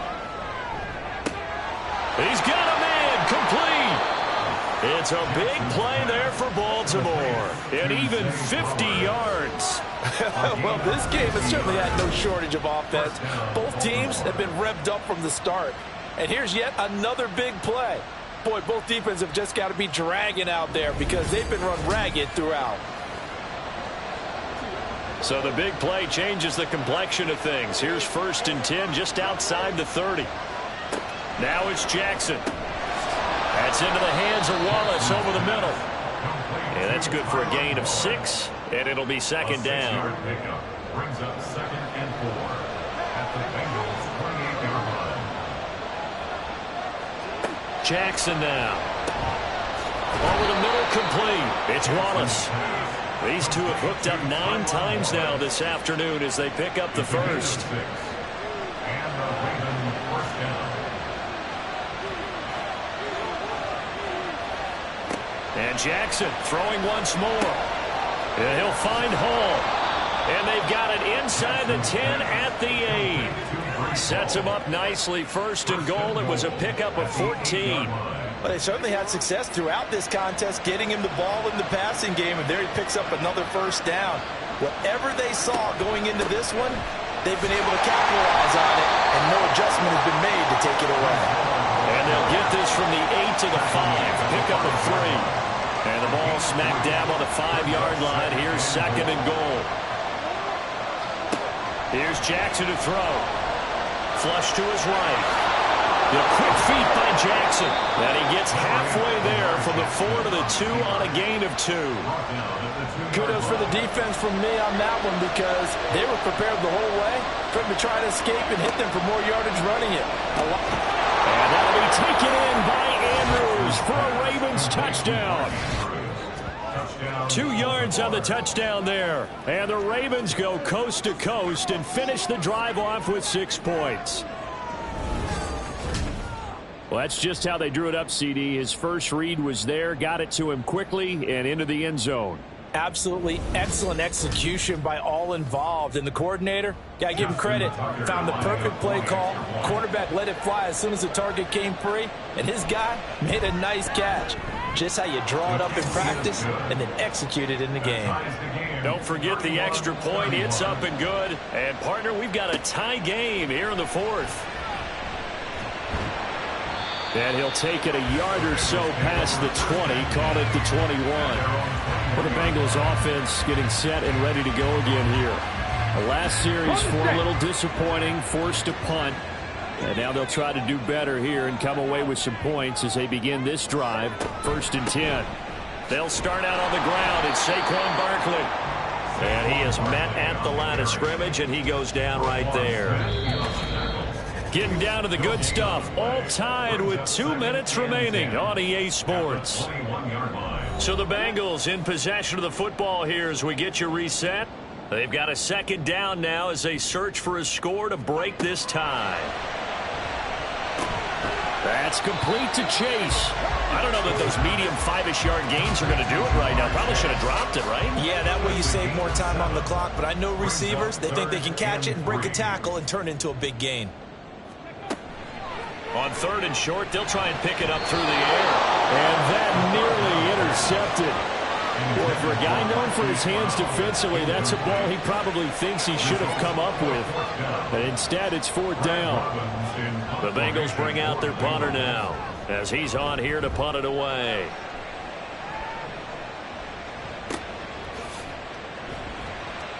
It's a 43-yard punt, a return of 5, and the Ravens, they'll take over. And now Baltimore gets set to take the field. They need to get this around the 40 on the other side to get into field goal range. Look at the clock, a decent amount of time here in a tie game. What do? No panic situation at all. They've got to get a couple of chunk plays, pick up nice bits of yardage. Target the sidelines? Target the sidelines because you want to get out of bounds and make sure that clock stops. Because if the clock stays running, that makes things that much tougher for you. It can always bleed out on you. Okay, there's 3 timeouts left, right? Think you got to use one here, don't you? No doubt about it. I'd use one right here.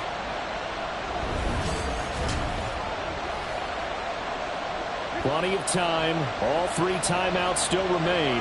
Here's 1st and 10 now. Jackson. And that is going to be incomplete as he led him a bit too much. The clock stopped. 50 seconds to play. 2nd and 10. Straight ahead is Hall. Pretty good little 2-play sequence there. You force the incompletion, then a very short pickup. Yeah, now maybe you bring in an extra defensive back or 2 because you want to try and defend on 3rd down. They like to play those nickel or sub packages, don't they?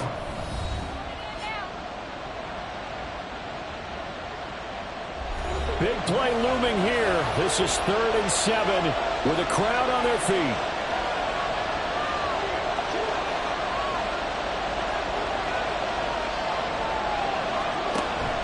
Here's Hall again. And he'll lose yardage here. Back at the 41. Now the Bengals going to use the first of their timeouts as the clock will stop with 35 seconds left to go. And a little too much mustard on that one. It hits a couple yards into the end zone. A missed opportunity there maybe to pin them back. Cincinnati now ready to take the field. Well, partner, here it is. They've got the chance to win the game. You'd have to think they need to get it near the opposite 40 to have a chance to kick a game-winning field goal. We'll see what they can do. And you're right about that because if we look at it in macro, that's what it looks like. I think in micro, the head coach has already asked the special teams coach, what is he feeling? What does he think? Where does he want the football? What's the yard line we have to get? And he's already relayed that to his quarterback and his offense. They know what the goal is. Now the key, can they get there? And playing in a tie game in the fourth quarter, you and I both know in the NFL, that's when you lean on your stars. And he came through with a nice catch right there. They'll look to throw here on first down. And that's complete to Brown. And they'll get him down after a pickup of 8, 2nd and 2. Now the Bengals going to signal for their third and final timeout as they'll stop the clock with 12 seconds to go in the football game. They come up now on 2nd and 2.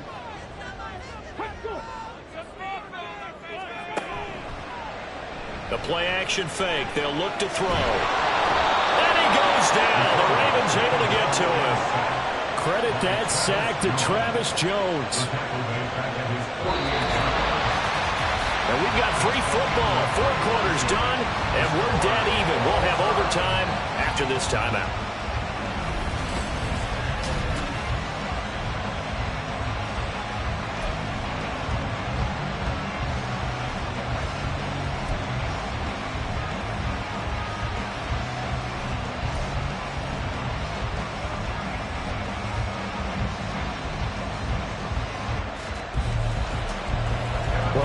Game this has been, and now it'll take overtime to decide who goes on to the AFC title game. This taken in right around the goal line.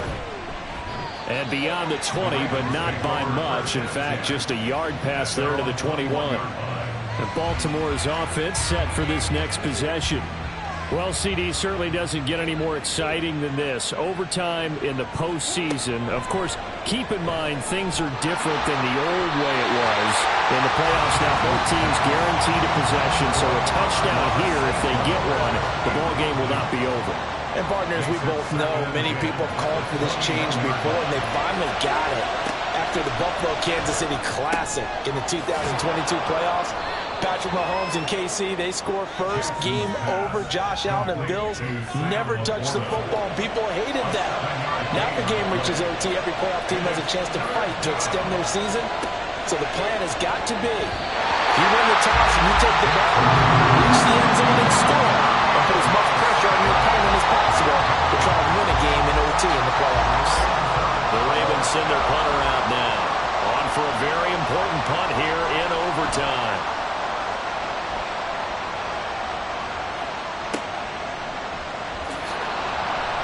A 46-yard punt, 4-yard return. And the Bengals take over 1st and 10. Now the Cincinnati offense ready to see what they can do here.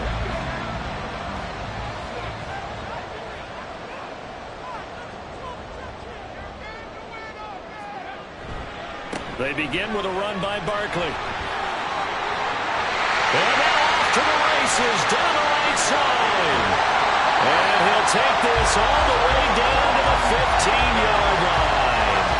90 yards rushing for him now as he's carried it 16 times. And you talk about great blocking up front. I don't think he was even touched, not a finger on him, until he was brought down to the ground. I think we heard the whoosh as he went by, didn't we?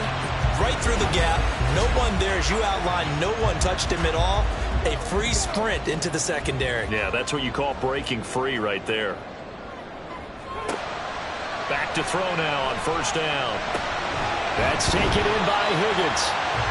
Will go down as a gain of 6, and that'll make it 2nd down. Well, right now, every little bit of yardage helps. So they're obviously well within his range. It's just about keeping the football and getting in the right spot. Know your kicker. Get, as you mentioned, get it to the right spot, the place that he wants to. And he's going to score. It's a touchdown. No flags. And an overtime thriller. They are moving on to the playoff. No rest. They get to keep playing.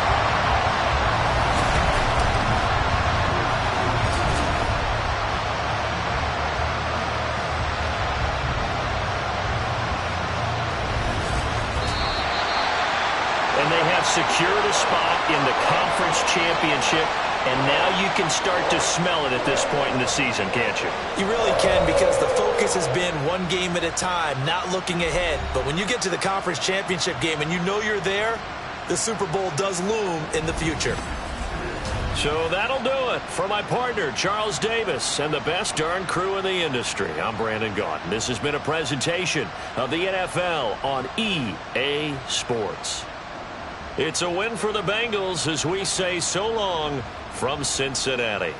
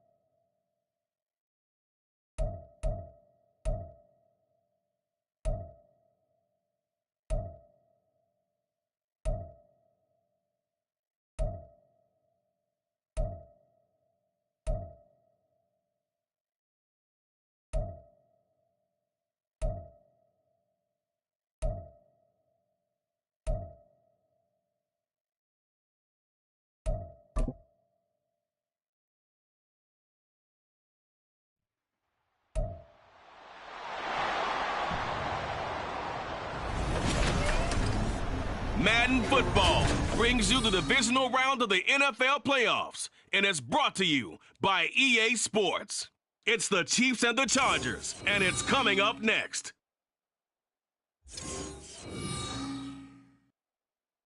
EA Sports coverage of the NFL brings us to the City of Angels, Los Angeles, California. Coming up, divisional round Saturday. We've got an AFC battle on tap, as it'll be the Kansas City Chiefs taking on the LA Chargers.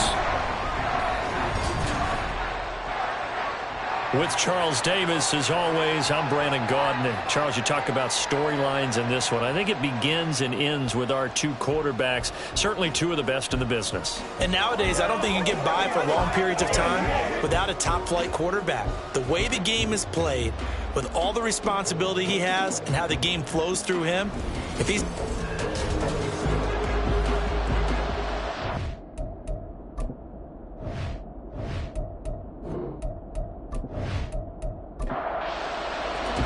The first of 4 berths in the conference championships on the line here as divisional weekend in the NFL is underway. Taking it about the 1. He brought down here inside the 20. Good coverage as he's dropped at the 17. So here come the Chiefs for their opening drive. And a glance at the tall signal caller, standing 6'6". And if he and his guys want to spring the upset here in the second round and move on, they've got to focus on the good that they did in the wild card victory. At the top of that list, protecting the football. Got a little careless last week. A few got away from it. Might not be so fortunate this time around. And if that's the case, they'll end up going home. It'll go as a loss of 3 right away, and it's second down. They have 3 tight ends in that formation. That's almost a universal sign that they're planning to run the football. But how about the defense there? They met force with force and caused a stack up behind the line of scrimmage and threw him for a loss. And they're going to get this beyond the 40 before he's taken down. That one good for 26 and a first down. So how do you beat man coverage? First of all, you want to be a superior receiver, but you know something, that guy who's covering you, he's usually pretty good too. So the corner route is usually a great spot to get it done.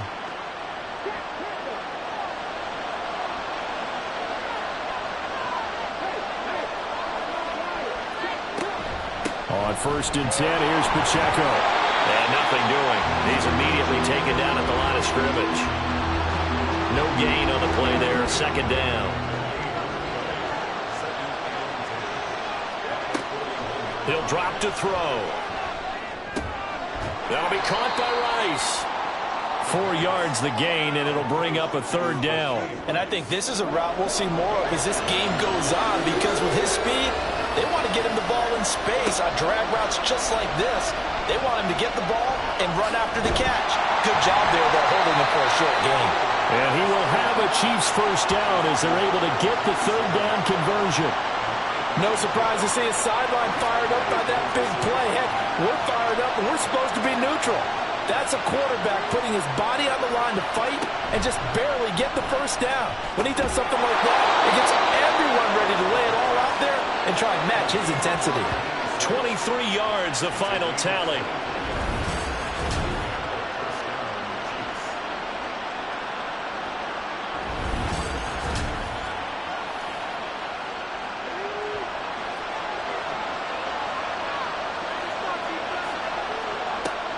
He'll look to throw. And his throw's going to be incomplete. Offense is moving a little bit, had them back on their heels, but they earn a brief pause by forcing the incompletion. That gives them a quick chance to regroup and try and mount a stand before they're backed up even further. Now here's a throw right side taken in by his tight end. They get 7 out of that, so they're left with a 3rd and 3.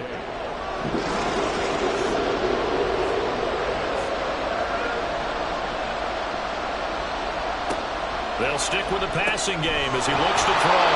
And the Chiefs are going to have 1st and goal as they try to finish off this drive with 6 points. Well, only their first drive, Charles, but they talked to us about needing to convert on 3rd down, in particular not letting 3rd and short opportunities slip through their fingers. Well, they were successful right there. It also tells you that they're successful on 1st and 2nd down as well to get to 3rd and manageable and make them able to pick up those first downs. Now here we are, 1st and goal. They've got to like what they're doing on this drive.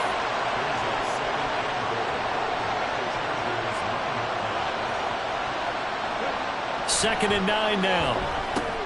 This is caught. And in for the Chiefs touchdown. Jordan Addison. A 9-yard touchdown grab. And the Chiefs are on the board first here in this division round matchup. A long opening drive, but a very successful opening drive. We call that methodical, I guess, when it takes that many plays. Methodical? and almost like a boxing match where you're hitting them with body blows. They can withstand them here. Look, they gave up the touchdown, but you don't feel like a knockout is there. But they keep doing that in the fourth quarter. That's when the knockout occurs. And becomes tough for that defense if they're on the field that long. We'll see if they can continue that in future drives. Extra point by Butker is on target. And that makes the score 7-0. And this will not be brought out. It's a touchback. So here come the Chargers as they get set for their first drive. And trotting out there, a guy who's established himself as a veteran in this league, now in his 5th year at quarterback. If you ask coaches at any level to design their ideal leader of a team, I think they're going to check every box with this guy. He's got the poise to handle responsibility. He stays calm under any kind of pressure, and he brings out the best of his teammates each and every week. And the drive starts with a completion left side. They'll be dropped after a gain of about 6 across the 30 to the 31. Brandon, to me, what's important right here on this drive is for them to get at least 2 first downs. They've got to give their defense a chance to settle down, catch their breath a little bit after they give up a touchdown on the opening drive. First carry for the Clemson man, Travis Etienne. Slipped one tackle, but no more as he's knocked to the deck behind the line of scrimmage. Here comes 3rd down at 7.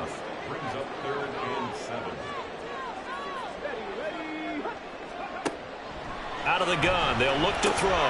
He completes that to Garrett Wilson. And he is going to have the Chargers first down as they're able to get the 3rd down conversion. And already down 7-0 after the touchdown a minute ago, so a 3-and-out here would not be ideal for them. Nice job finding his receiver there, and they get the first down. On 1st and 10, it's Etienne. He'll get this to about the 38. Look, all any running back wants is a little bit of room, a little bit of space in order to maneuver. But he also understands how difficult it is for his offensive line up front. So if they give him any space, he realizes his job to make more out of it than what they give him. Picks up 3 on that carry. And not much room to speak of. He'll get about 3 up to the 41. This now a 3rd and 4.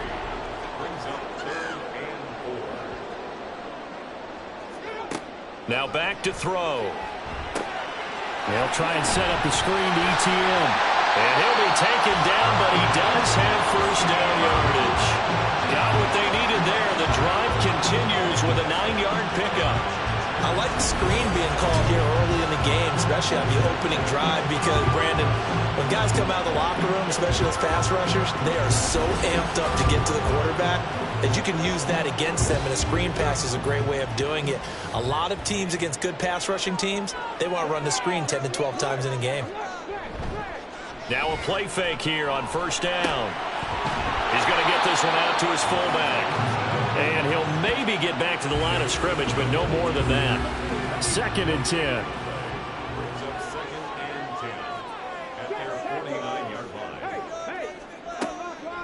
Looking to throw. He'll get this out to the flat for Etienne. And he'll be brought down with a first down as the tackle's made at the Chiefs' 37.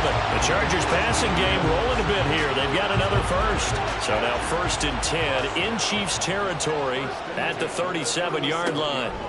They'll look to throw again. And that is incomplete. Well, the coverage a little too good there, but it's 2nd down.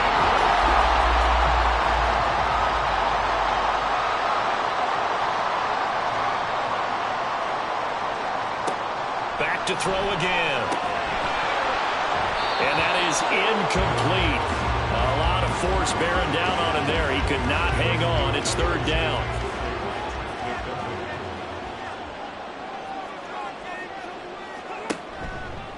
On play action, they'll throw. Pass taken in by his big tight end. And he'll be brought down with a first down as the tackle's made at the Chiefs' 23.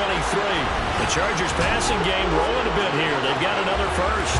Solid opening drive so far, Charles. They've moved this football into field goal range, but you know that they want to cap this off with 6 and not 3. Absolutely. As one of the better coaches in the league always tells me, on offense, I want to throw body blows all game long and finish it with uppercuts. Well, here are the body blows right now. He's hoping that one uppercut will take care of the end of this drive.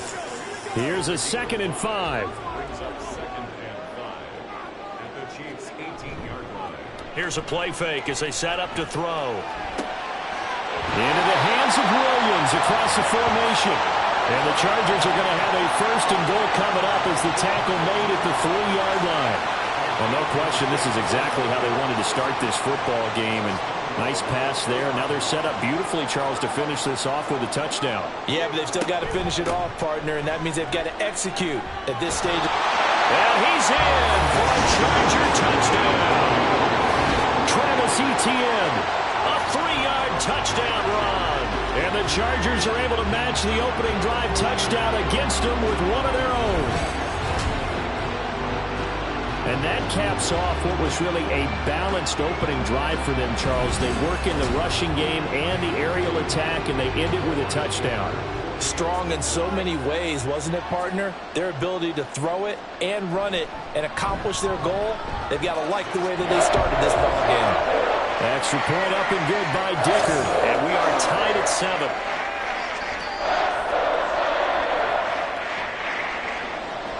Each team's had it. Each team has scored. 7-7 here as the kick's away.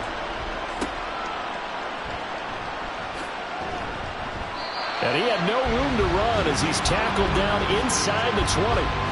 Now the Chiefs offense, they get ready to head on the field. And for them, maybe a little carryover from last week's game. They got the win on the road in the wild card round, on the road here again in the divisional round, but they're hanging tough. Hey, cue a little music, right? We're on the road again. I mean, this has been kind of the mantra they're under right now, and they can't change it. The season dictated what would happen with them, right? They had to go on the road for the first round for the playoffs.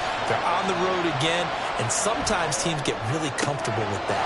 Not only the idea of going on the road and shocking the world, but just, hey, it's just us. We don't have to worry about outside distractions. It's just us. Let's go play. It becomes that us against the world mentality, doesn't it? And while it may be overplayed, you know, in the media, it's real when it comes time to play ball.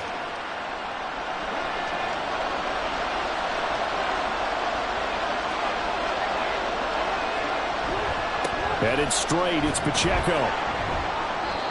That tackle by Jeffrey Simmons. Oh, that was a thing of beauty right there. Look at how quick those blockers fired off the line once the ball was snapped. That was an O-line on a mission, all in sync, and the defense is lucky that play only picked up 5 yards. 7-7, our score after 1. The Chiefs with the football as we start the second quarter, as they are looking at a 2nd and 5 situation.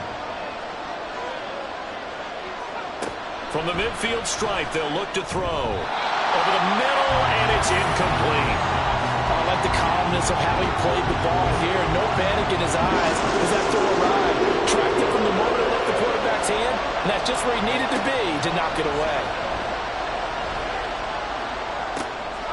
He's going to get that to his running back out of the backfield. And he's brought to the ground with another first down at the Chargers' 34-yard line. It's a pickup of 16 there, and it'll lead to a new set of downs. From the 34 now, here's 1st and 10. Now they'll throw here out of the gun. That one caught by Rice. And he's going to get 7 out of this before being taken down at the 27. Ball on the 27. Here's 2nd and 3. Again, he'll drop to throw. And he's going to go down here, a sack. They push him back to the 34. It'll go as a loss of about 6, and now it brings up 3rd.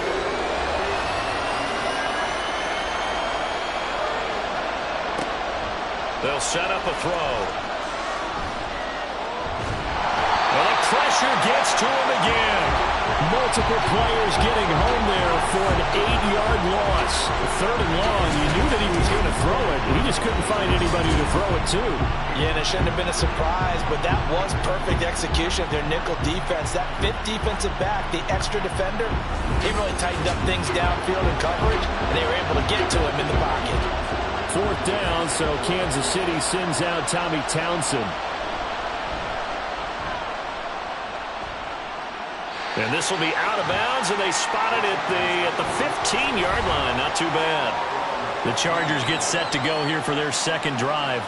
A long drive last time out for this offense, Charles. If you remember, they started basically in the shadows of their own end zone, marched it down the field, and a lot of that was through the passing game. And partner, as a former defensive back, I'm having almost a physical reaction watching what's happening right now. But let's give credit where it's due, because they've done an excellent job moving the ball through the air. Secondary getting picked apart pass by pass. Obviously, they need to make some adjustments there on the back end. Yeah, because offensively, we know that they're not going to be shy about throwing that football. Now this one to his tight end out on the right side. That helps the completion percentage, but not much else, and now it's 3rd and 10.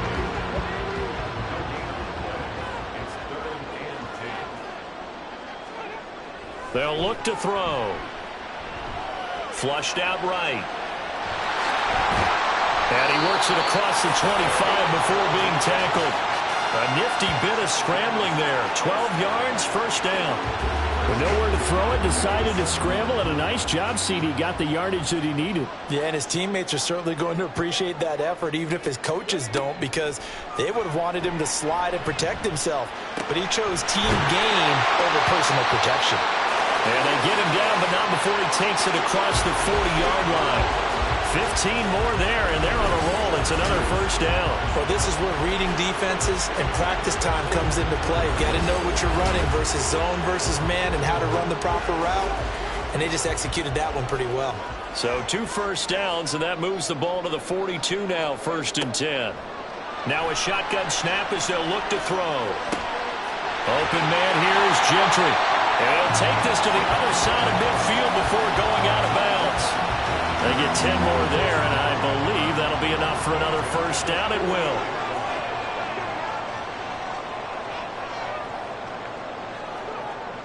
Back to throw here. Nowhere to go here. He lost the football, and it's picked up by the Chiefs. And they take possession of the football and have it at the 36-yard line. The pocket collapsed around him. I know we talk about it a lot, but a QB has to have that sixth sense, doesn't he? He really does, and I know of one team at one point was training their quarterback with that time frame, and anytime he didn't get rid of the ball within the right amount of time, they would blow a horn or blow a whistle to show him this is what that time is, just what you're talking about, training him to understand this is the amount you have, make sure the ball's gone. Didn't happen in this case.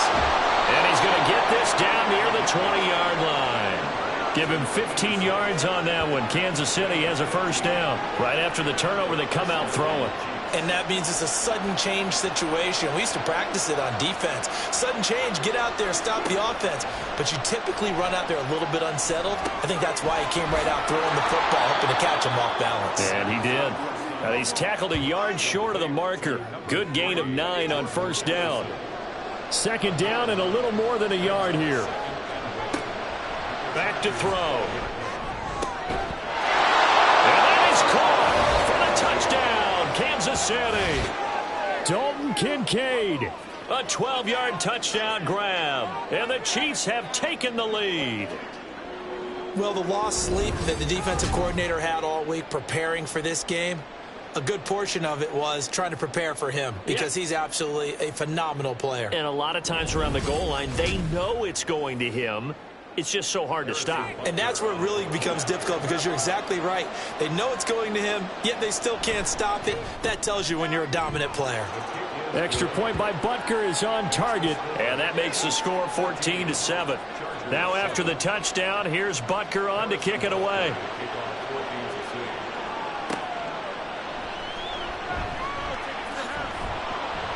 And he'll be stopped up at the 25. Here's a Los Angeles offense as they get set to take possession. Last time out, they had the fumble. That led to the touchdown. Not a great look on either side of the ball as the defense gave up the points too, Charles. But they've got to take care of the football and do better here on this possession. It's certainly been a tough stretch, partner, for both of those units in. They kind of put their defensive mates in a really tough spot there by dropping the ball on the ground. But an easy way to make it up to them, get out there now and get some points on this drive.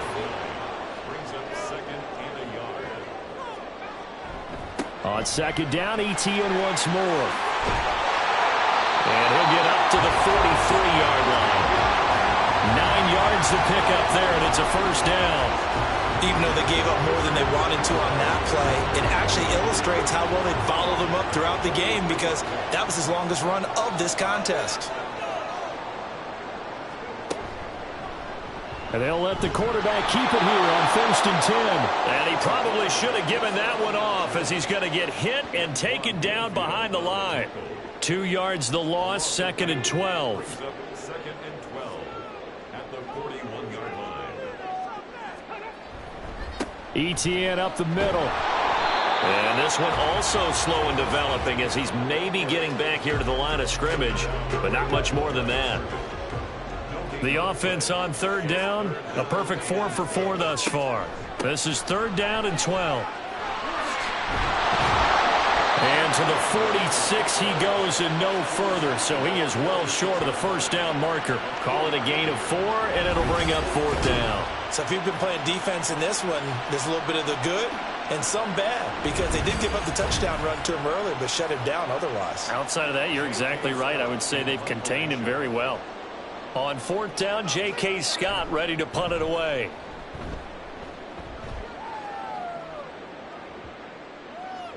And this one hits at the 3 and then bounds into the end zone for a touchback. The Chiefs offense ready to go again. This drive here beginning probably with a pair of motivated groups. Remember, the offense scored a touchdown on their last time out. Looking to repeat that in Charles's defense. They were very frustrated after giving up 6 the last time on the field. And frankly, it's just a battle of wills in a lot of ways because you know they're both motivated, they both game plan for this drive, and they both have specific outcomes in mind. To me, it just comes down to who can execute better and which side can step up and assert its will over the other.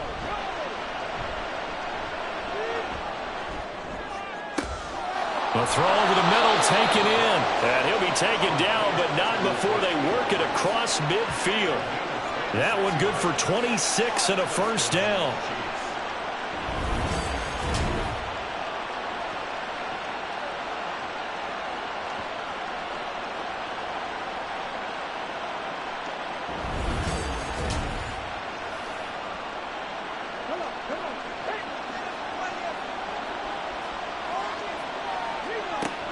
They'll look to throw here. This taken in by Kincaid. Such a tough position to defend near the line, even when you add a second defender, but the big man shrugged off the extra body and made the play call a success. The play action fake. They'll look to throw. Throw left side complete. That's Blake. Over 70 yards receiving now for him in this first half alone as he's got a 1st down on that last catch. 2nd quarter action, 2 minutes to go on divisional round weekend. A reminder, as we did all through the regular season, we'll check in with Jonathan Coachman at halftime. He'll have highlights and analysis of this first half of play. Now here's a throw. It's complete. And this will be a gain of 5 as he gets it to the 30. 2nd and 5.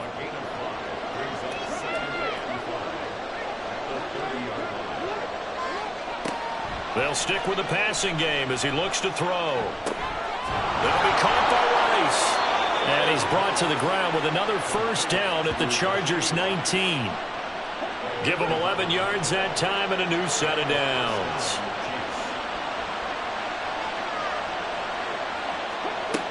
Back to throw now on 1st down. Touchdown! Rashee Rice from 19 yards away. And the Chiefs will extend their lead in the final minute of the half. And that's certainly an important score right there because they gave themselves a 2-score cushion heading towards halftime. Now you got to force the other team out of their comfort zone, and it changes the way you approach the second half as well. How you want to do things on offense, and your defense feels much better too, having that lead.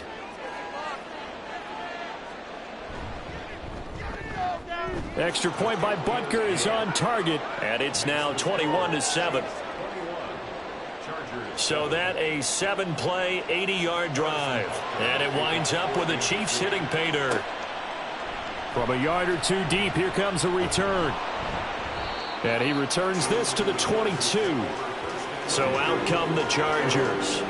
And you worked so hard during the regular season to earn that bye to go to the divisional round fresh. Well, maybe they're too fresh because they've come out here pretty flat. And how many times have we seen it? And let's go to other sports now. Let's go to basketball, baseball, those ones where the playoffs are a series. And you see teams who were playing before versus the team that had the bye, and they take them on. And how often does that team that had been playing before win game one? Right? Almost always, right? Feels that way anyway. When it's a one-shot deal like the NFL, that's critical because now you come in and you get the momentum, you can take them out in that one game and it's over. And those other ones, that team at home usually gets a chance to recover and they're usually the better team. Well, they better halt that momentum on the other side quickly or this might be their last game. 2nd and 6. Quick hitter here, it's complete. And he'll be out of bounds as he gets it down to the 30 there. 2 yards still to go. 3rd down now. Makes it 3rd and 2. A throw there, but that's going to wind up incomplete. From a defensive perspective, they had exactly what you want anytime they want to throw the football. There was pressure on the quarterback. They were getting after him, and they tightened down on the receivers and forced the incompletion. And this one looks good. It is good. Right down the pipe. And that will get the disadvantage now back down to 11. So a big play before the end of the half to get him into this spot, and they cash in with 3. How about the 1-2 to the solar plexus on that one? The big play, the field goal, not much time left on the clock. That's the way to go into the half. So it's on to halftime of this AFC divisional round matchup. As we'll send you eastward to Orlando. Standing by with that EA Sports halftime report now is Jonathan Coachman. Take it away, Coach. All right, Brandon, thanks very much. This the first of 4 divisional round matchups coming up this weekend. We'll get back out to you guys in just a moment. But first, let's take a look ahead to tomorrow's other divisional round games in the AFC. And it looks like a good one, as it'll be the Baltimore Ravens squaring off against the Cincinnati Bengals. Meanwhile, in our game, we've got 1 half remaining to find out who goes on to the AFC title game. And to bring it all to you, let's send it back out to Brandon Gaudin. This has certainly been a fun one to watch so far. We knew this was going to be a battle, but we have not been disappointed. This is the kind of game that could wind up hinging on which side could play mistake-free football the rest of the way. This taken in at the goal line. Now a hit and a loose football. So a teammate picking him up there, that was nearly disaster.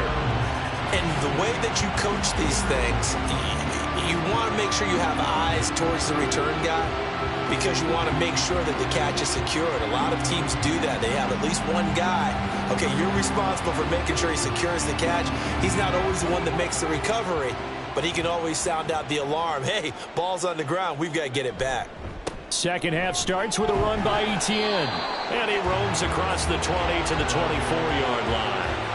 41 yards rushing for him now in the ball game. From the 24 now, here's 2nd down and 3. Off the play fake, he'll look to throw.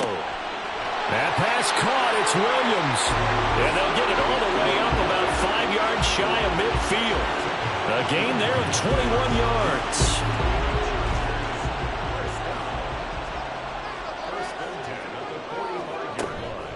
A shotgun snap and a give to Etienne. And he fights forward for a modest 2-yard gain, 2nd down. Well, any lane that might have been open there was closed pretty quickly, and that was because the defensive front, they won that battle at the point of attack at the line of scrimmage. They used great leverage, held their spot, and stacked him up. They try to throw on 2nd down, but this one is incomplete. They have not gotten him going at all. Tried to spark something there with a longer throw, unable to complete it. But you have to keep trying. He's one of their best playmakers. No matter what it says on the scoreboard, you're always trying to get him the football. And he is going to have the Chargers 1st down as they're able to get the 3rd down conversion. And the tight end is certainly a position built to move the chains because they can control space underneath. If they've got good hands, then, of course, they're a dynamic target. But one other thing is they're right in the sight lines of a quarterback on just about every play. and that makes it easier for the quarterback to pick him out and deliver. Back to the ground with ETN. And he is going to be stopped cold behind the line of scrimmage. A full 5-yard loss that time. It's going to make second down pretty tough.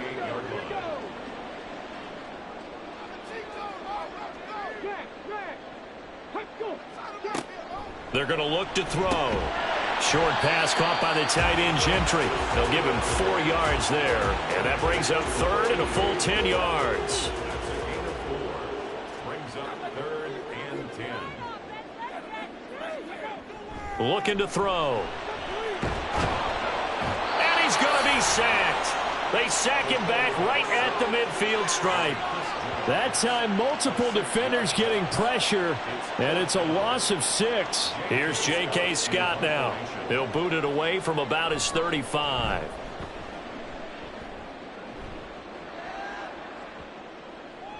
And that one hits a little too close to the goal line, and it continues into the end zone for a touchback. So here's the Chiefs offense ready for their first reps in half number 2.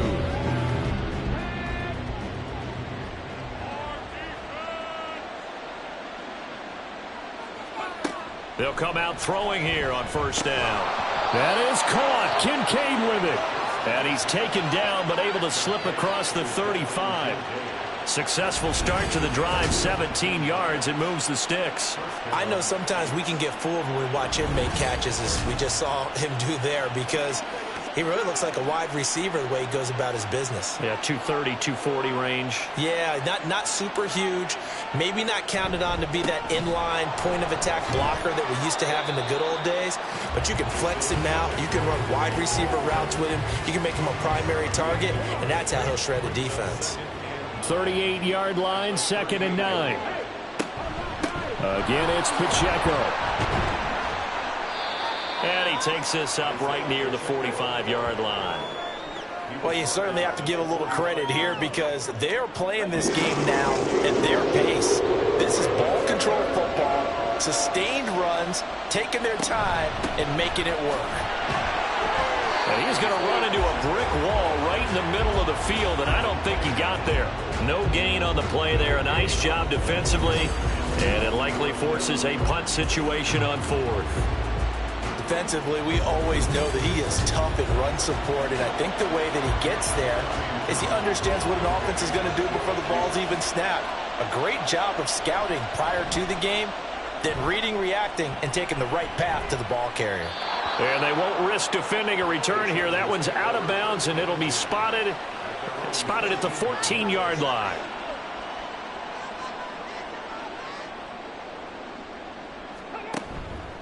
Now a play fake here on first down. He's got his man on the crossing route. And he'll be stopped right at the 30. On a play that started back at the 15, they pick up 15. So 1st and 10 now from the 30.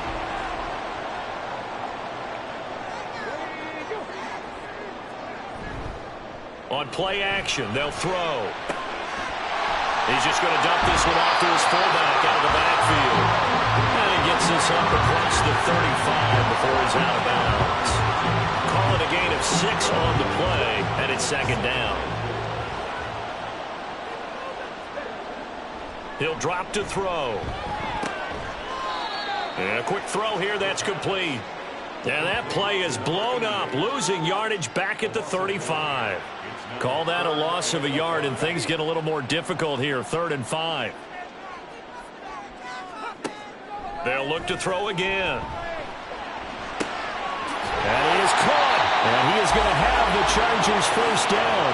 They needed 5 there on 3rd down. He winds up getting 7. And Brandon, from our time in college football, where receivers weren't running the traditional NFL route tree, one thing they did learn, find open areas, find soft spots, and set up and catch the ball. And I think we just saw that there. Yeah, we saw that indeed, picking up the first. Yeah, boy, this defense again really making things tough on him as they stop him for no gain. 2nd and 10 here as we sit in the 3rd quarter of this divisional round matchup. They'll set up to throw. He's airing it out for Williams. It's caught inside the 25. A big play there for L.A. yards. And you need a big play? Go to your big play guy. Listen, that's football 101. When you have to have it, you expect that guy to step up. A lot of people call these receivers divas. Sometimes just leadership when they get in the huddle and say, get me the ball. I'm about to make a big play. So the big play means just like that, they'll operate from the red zone now on first down. On the counter, Etienne. And he'll get about 3 as he's taken down at the 14-yard line. Well, they certainly had success throwing the ball in this drive and not as much running it as we just saw once again on that last play. Stopped after a very short gain. But I wouldn't abandon the run totally because otherwise, pass rushers just tee off on your quarterback. It makes it very, very difficult for him in that situation. Now a second down throw for the end zone, but it's incomplete. On third down, he'll drop to throw. And he takes it in for a Charger touchdown. 14 yards. And the Chargers have got it back to within a score. Hey, you're down on the scoreboard, but now your offense is in close, and this is where, as a quarterback, you say, I've got to make a play here. Doesn't matter whether it's a pinpoint throw or a scramble like this one. He takes matters into his own hands and delivers a touchdown run. Brandon Staley telling his troops to stay out there and go for 2.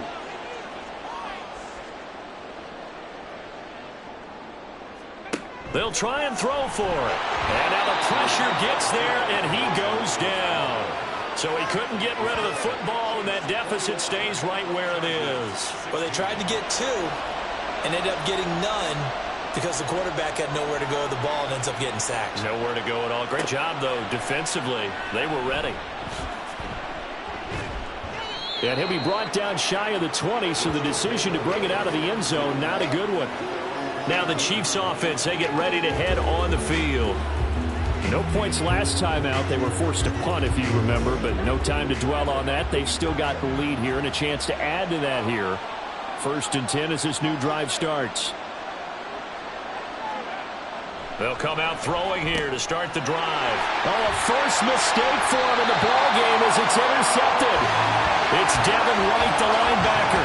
And they're going to take over right there at the 22-yard line.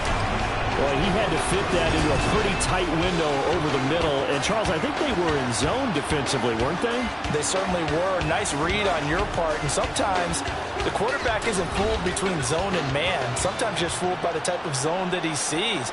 Because oftentimes, those linebackers will vacate and run downfield with receivers. In this case, he played a pure zone and was in the wrong spot for the QB. Now a throw to the end zone on first down, but it winds up incomplete. I absolutely like the thought there. Go after them before they really know what hit them, because they took the ball away after the turnover, took their shot, hoping to catch the defense a little bit unsettled. Weren't successful in doing it. They did let them know that they will be aggressive. They'll get only 3 there, so it leaves them with a 3rd and 7 ahead. It's 3rd and 7. They'll drop to throw. Work in the middle of the field, and he's got a man complete. And the Chargers are going to have 1st and goal as they try to finish off this drive with 6 points. A field goal helps, but a touchdown gets you the lead. That had to be the message transmitted in the huddle. And they delivered there as that throw is going to keep. And he will get in across the chalk for a Chargers touchdown. Travis Etienne, his 2nd touchdown of the afternoon. And the Chargers have scored again in this 3rd quarter, this time to move out in front. Apparently the week off hasn't hurt him one bit. 1,000-yard rusher in the regular season, get his 1st touchdown here in the playoffs. Perhaps the week off energized him. A great article in the paper this morning basically saying that they would not have won the division without him, and he's not their only piece, but I think that's a fair statement. It's easy to say it this way. He's their main guy. That's caught, and he's got it. The try for 2 is successful, and it pushes the lead up to a field goal.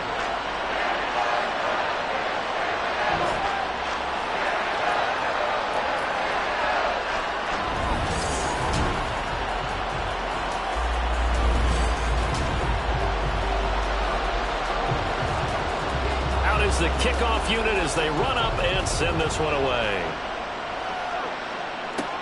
Taken at the goal line. The Chiefs offense now making their way back onto the field. And we'll see if they can bounce back from that last drive, in particular if they can bounce back at the quarterback position, Charles, after throwing their first interception of the ball game. Yeah, and some guys, you know they're going to want to try and get a big play right away and take control back. Others, they're going to look to hit a couple shorter passes and get a little momentum back that way. But for the defense, that goal's not changing a bit. They want another pick. You're exactly right about that. In fact, you've got to watch them a little bit because in coverage, they may cut down their gaps a little bit, maybe their splits a little bit in order to try and get to the ball even faster. He's got the first down. Boy, he was dynamite in the wild card game last week. He hasn't disappointed in this game either.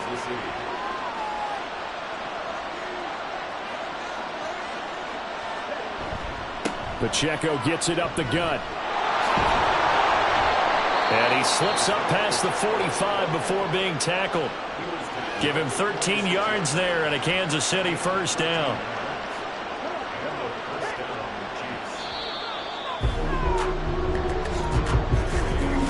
One quarter remains for the right to advance to the AFC title game. We'll return with more after this. This is the NFL, and it's on EA Sports. So signs of life in what's been a dormant offense in this second half. Here's 1st and 10. They'll bring a receiver in motion right. They'll get it forward to him on the touch pass. Oh, what a move. And he's going to get across midfield and into Charger territory.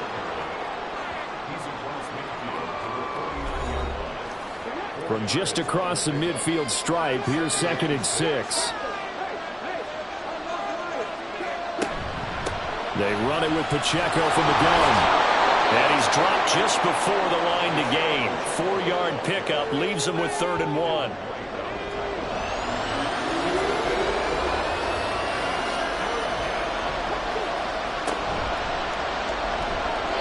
And that is incomplete. Whether that's a little grabbing, a little hand fighting, by any means necessary on 3rd down, he was able to get the job done in the secondary and swat that one away. They'll run for it with Pacheco. There he goes, right side. And he goes down, but not before getting this inside the 25. So not only do they convert on 4th, but they pick up 22 yards in the process. Okay, you and I are sitting up here getting ready to analyze whether they should go for it or not. Did you see the quarterback just point to the sideline and say, everybody back, I've got this call? Well, you knew this side of the field, they're in plus territory, 4th and 1. He wasn't coming off the field. No, he wasn't coming off the field. He wouldn't let the offense go with him at all. He said, we're staying out here, and we're picking this one up. That's some leadership right there. Another strong gain on the last 2 plays. They've moved it a combined 33 yards. From down at the 12, it's 1st and 10. They'll run with Cobb. And he'll get this one down to about the 10-yard line. Give him a couple on the carry there. 2nd and 8.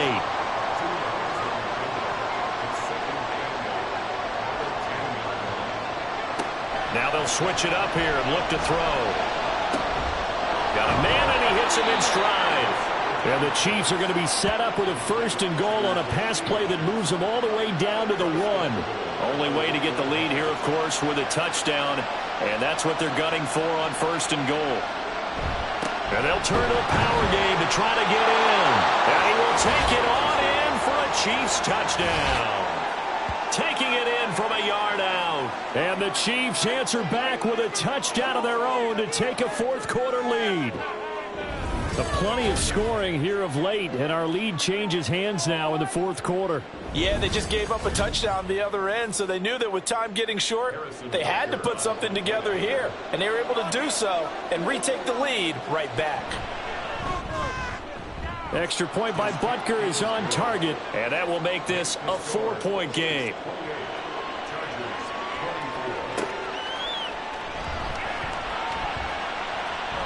Oh, good-looking return set up here. Pushing his way through. And a heck of a return as he goes out of bounds across the 50 inside the 45.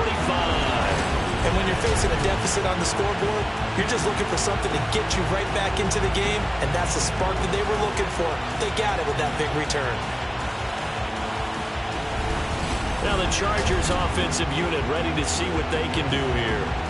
And several days ago, you and I talked with a couple of guys in the meetings about how big is home field advantage. And they kind of downplayed it a bit, but I think we're seeing here today, building up this lead, looks like they're going to win. Why home field advantage in the divisional round so important? Yeah, they may have downplayed it, but we could also sense that it was important to them because nothing has to change. You don't have to uproot anything. Sometimes when you're going on the road, you may have to even leave earlier in order to get acclimated if it's going to be a tough environment against the team you're going to play. So being at home was a big deal, but now they know, at least they feel like it, they're moving on to the championship round. There's got to be no better feeling. They'll get that 24-hour rule in. Enjoy that before they look forward to the next opponent. Straight ahead, Etienne. And only able to get 2 here. Stopped at the 30. That's a good play by the guys on the defensive side of the ball. Held them to a gain of 2. And that changes the playbook a little bit now for the guy calling plays. 2nd and 8. Now he's got to probably think about going to the air instead of maybe staying with the ground game. And he will lose yardage here to the 31-yard line. A yard in the wrong direction makes 3rd down tougher. 3rd down and 9.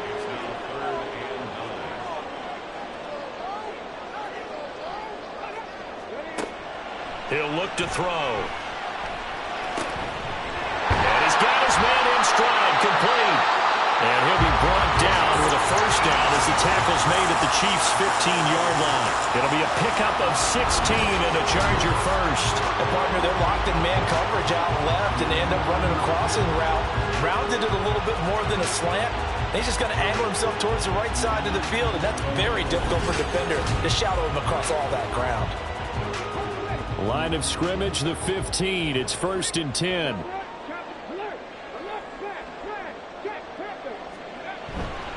Here's a give to Etienne.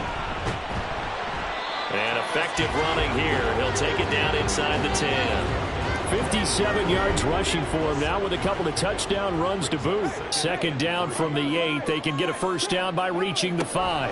Another tote for Etienne. And he's going to be met at the line of scrimmage and taken down. Call it no gain that time as it's going to leave him with a 3rd and about 3 to go.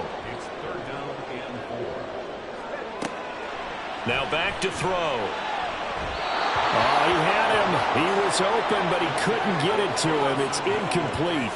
Well, the other day they told us when we've got 3rd and 5 or less, we have to be able to convert. And I guess every team would say that, Charles, but an opportunity missed there. What they were trying to tell us is they believe it's a matchup game at that point. And they liked some matchups that they had, thought they could exploit them, unable to do so on that play. They'll get neither the touchdown nor the 1st down. And the Chiefs defense comes up with a stop. And defensively, they were ready for that, a full-on blitz on 4th down, and they stop him short of the marker. Oh, and someone's got to feel really good about that, and that's the defensive coordinator. He dialed up a great run blitz defense, and they hit it just right. Stack that thing up. They're going to feel awesome going to the bench after that big play. And not much there at all, as he'll get this only up to about the 11. 2nd and 9.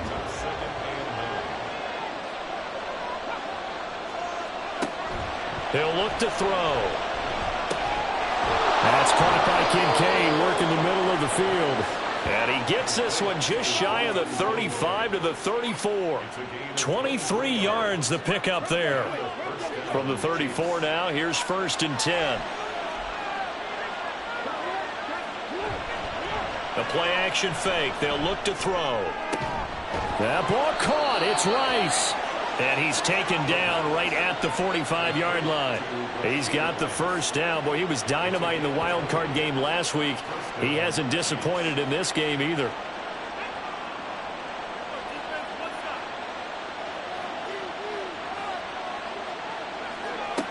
They'll look to throw. And this nearly an interception, but it's incomplete. Well, a turnover really would have helped him there, but not to be. Here's 2nd and 10. Again, he'll drop to throw. This taken in by Kincaid. And he's brought to the ground with another 1st down at the Chargers' 27-yard line. Nice play for Kansas City, picking up the 1st, 18 yards that time. And these guys certainly are not hiding what their intention is. They're absolutely showing it. They're definitely not going to sit on this lead here in the 4th quarter.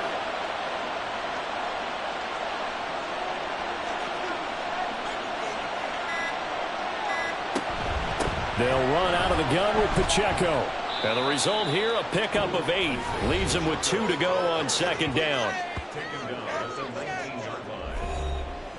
If nothing else, they've already taken a couple minutes off the clock here already as they come up second down. Back to throw. Over the middle and complete to Addison.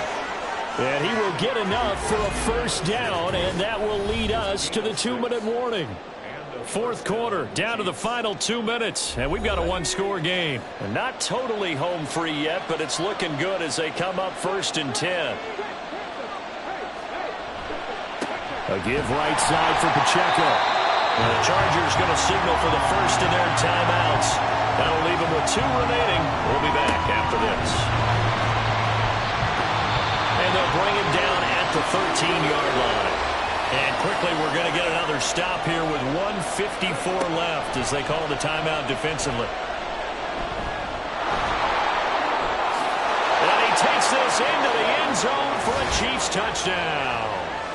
A 13-yard touchdown run. And the Chiefs are drawing closer to a date in the AFC title game as they extend this fourth quarter lead. What an effort there. Sometimes you hold your breath a bit when you see your quarterback diving for the end zone. You don't want him to land on a shoulder wrong or take a big shot. But he looks none the worse for wear here, and that winds up a touchdown. Extra point by Butker is on target, and that pushes the lead up to 11. A 10-play drive that time, and it's capped off by a 13-yard touchdown run. Now after the touchdown, here's Butker on to kick it away. From a couple yards deep, he'll bring it out of the end zone. And the decision to come out of the end zone is going to cost him 5 yards as he's taken down right at the 20. And the Chargers coming out on the field now. And last time they were stopped on 4th down, had a drive stalled out. We'll see how they respond this go-around. I'm eager to see what their mindset is because moving the ball, feeling good, and then that abrupt stop on 4th down, do they go back to the bench and go, oh, boy, they've got something for us? Or do they go to the bench and say, we blew it ourselves. Let's get back out there and move the ball again. And is it different when you get stopped on 4th versus punt? Is that more motivation for the defense, a little more confidence? I think as a defense, you're so excited with a 4th down stop. Making a punt, that's your goal anyway. But a 4th down stop, that's almost a sign of disrespect that they went for it in the first place. And when you get that, you feel great about yourselves. That pass caught. It's Williams. And they'll get this well past midfield before being stopped just before the 35. They'll stick with the passing game as he looks to throw. That's pulled in by Wilson. And he gets this one inside the 15, just a yard or two shy of the 10. Back to throw again. He'll get this out to the flat for Etienne. And he'll get this down inside the 5 to the 4 before he's out of bounds. They'll come up now on second down. 8 yards on the pickup. Brings up 2nd and 2. Now here's a look for the end zone, but that one's going to wind up incomplete. And let's face it, this defense has had its share of struggles all game long, and they know that they can put it all behind them if they defend well here in the 2-minute drill. Excellent coverage right there to force the incompletion. On 3rd and short, they'll try and pick it up through the air. And he takes this one into the end zone, and all of a sudden, here in the final minute, things get a little bit tighter. Okay, game on. Don't go anywhere yet. You got a one-score game now. Probably going to rely on the onside kick coming up. Yeah, they have to. It's not a high-percentage play, but it's better than not having a chance at all. And that's when you put your leapers and your flyers on one side, get that high hop, and hope that one of the guys can come up with it. And on the other side, get that hands team ready. No doubt about it. And he will get into the end zone as a 2-point conversion is successful. And the lead is down to a field goal here in the 4th.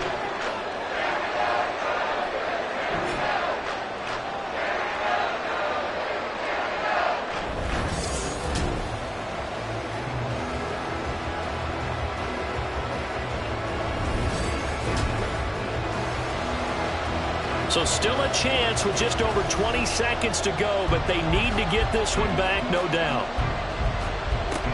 And the Chiefs have got it. And with that, they should have a victory as well. The fourth quarter, they felt like they needed the football back. Unfortunately, they couldn't get it. And I know we brought analytics into the game, and someone has said here that the data says that when a team's expecting an onside kick, 80% of the time, the team expecting it, they do actually recover the ball, which is what we saw here. I just wonder if that number is much more of a anecdotal type of a number. Kind of like when the coaches tell us, well, when you score on special teams, 93% of the time you win the game. I'm still waiting to see that number is empirical. Chargers going to use their third and final timeout as the clock will stop with 18 seconds remaining. So they file for the exits here in silence. And what a job to come in on the road, divisional round of the playoffs, and you get to end it by going down to a knee. Now their confidence has to be at an extreme high. That's 2 weeks in a row they've gone on the road and gotten it done. They don't care where they go. From here on out, they think they can beat anyone.